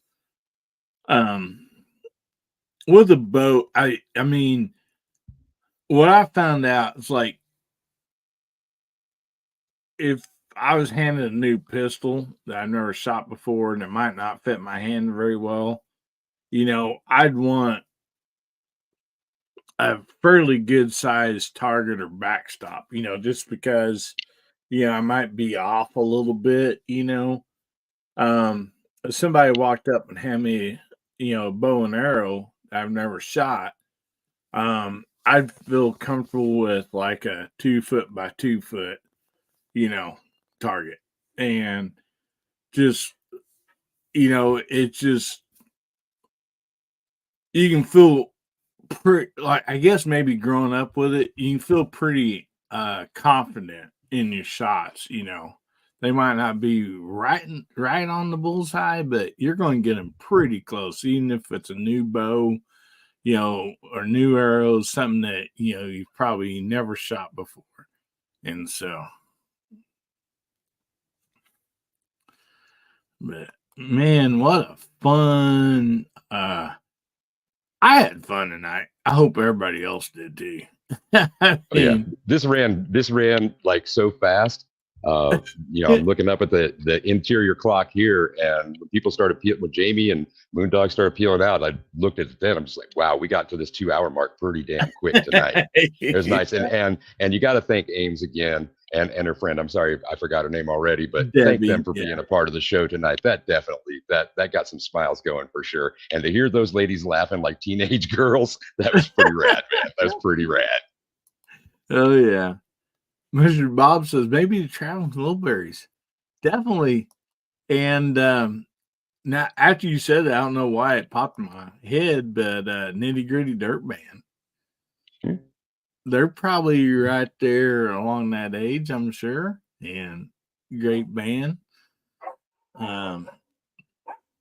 But yeah, we probably ought to start going around the room and letting these good folks get to bed if they want to get to bed. Sorry about the dogs barking. Ames is gone, and all I can do is yell "shut up" at them, and you guys probably don't want to hear that. So I'm sure there's a coon or a fox or something outside that they're barking at. So anyway, so we'll start with you, DJ. Anything you'd like to plug before we get off here? Yeah, tomorrow, She Fires has a chat in the evenings called the Fireside Chats. Go ahead and swing by and check out what she has going on. Before this program, on Saturday evenings on the A Great Start Shooting School channel, there's a discussion about, pardon me, mental health and suicide awareness. Please give her some kind attention. Sub there if you haven't already. And it's not as dismal as it might sound. Tonight was another great example. Go back and listen to it. Yeah. You'd be surprised to know the kind of things that you might be able to pick up on in that kind of interesting way. And I really enjoy spending time with her and with everybody who gathers there on Saturday nights. This is a good time to hang out. DM Foss is still doing programs. Haven't been there in a while, but that was always a good time in the past. And G-Webs, I haven't been seeing him. I mean, he's been around, but I haven't been viewing him as often as I used to at one time. And so I've been catching up with his programming lately. And that guy's there every day. And the weekly wrap up was another good one. Had an early morning session this morning. I think it was like 2:00 Central when that thing kicked off. So it was good to have his voice on an overnight kind of thing, that late night. That's my introduction to YouTube, and the firearm space on YouTube was through him, and he is the gateway for a lot of folks. So go check out his programming. He's doing great stuff for us, continues to do it, puts in the hard work every day, making sure that we're staying aware and informed. And until I see everybody again, be safe, have fun, carry your guns, and rock. I'm out. Awesome. Well, thank you so much, DJ, for being on. I always appreciate you. We appreciate you being on anytime you can make it. And guys, go over and show DJ some love. Subscribe to his channel. He does so much for this community, and we just appreciate him so much. And actually, before the show started, we was in the back chat, and I'm actually going to do not a recording but a live with Brooke, a Great Start Shooting School, coming up before too long. And then I think Jamie is going to do I don't know if it's going to be a live or recording with her. So, we got a great collab going on with her and great stuff. And so I just want to throw that in there also. And Gary, we're going to get to you, but first of all, I would like to remind everybody that DM Foss is coming up tonight, and I'm just going to let him tell about it right here. I am gravely disappointed. Once again, you have made me unleash my dogs of war. Howdy, everybody. How y'all doing? There has been too much violence, too much pain. But I have an honorable compromise. Just come join us. Saturday nights, 11 p.m. Pacific, 1 a.m. Sunday metric. Just join us, and there will be an end to the horror. Just join us. I love it every time. Such a great video. Fun show, guys. If you can stay up late, make sure you check out DM Foss. It's 1 o'clock Central. I'm pretty sure. Gary can correct me if I'm wrong on that. And so always a fun time with Foss over there. So Gary, what do you got to plug, brother? I know you got some stuff coming up. Well, let's see. As far as live stuff, I have my members only chat every Wednesday at 8 p.m. Central. And then every Friday is my foul territory. And that is at 9 p.m. Central from Friday nights. I have several knife reviews that I released this last week. Plus, I've still got some stuff from Goals. I released one today. I think I've got one more left to release, maybe some more. So, trying to go through my footage and see what all I have that I can put out. So, trying to get some new stuff out there. Like I say, I had a lot of knife reviews that were due all on the same day this last week. So, I had 7 come out in one day, which wow, seems kind of weird, but I had them done ahead of time and I had to hold them until the release date. So, unfortunately, that meant I had to flood YouTube with 7 videos all at once. But yeah, sometimes that's the way things work. But yeah, I appreciate everybody out there watching my stuff. Don't forget Foss. That is at 1 a.m. Central, by the way, and I will be there. So yeah, thanks for having me. Good show. Good stimulating conversation as always. Appreciate it. Awesome. Well, thank you so much, Gary. I appreciate being there. And I'll be there also unless Ames shows up and she's wearing a name tag that says Mandy, or something after that concert. But anyway, I hope she don't rewatch this show. I'll be in trouble. You might. One good thing about your wife don't ever watch your content, then you're good to go. Anyway, I want to thank you all so much for being here tonight. Appreciate y'all, love y'all, and we want to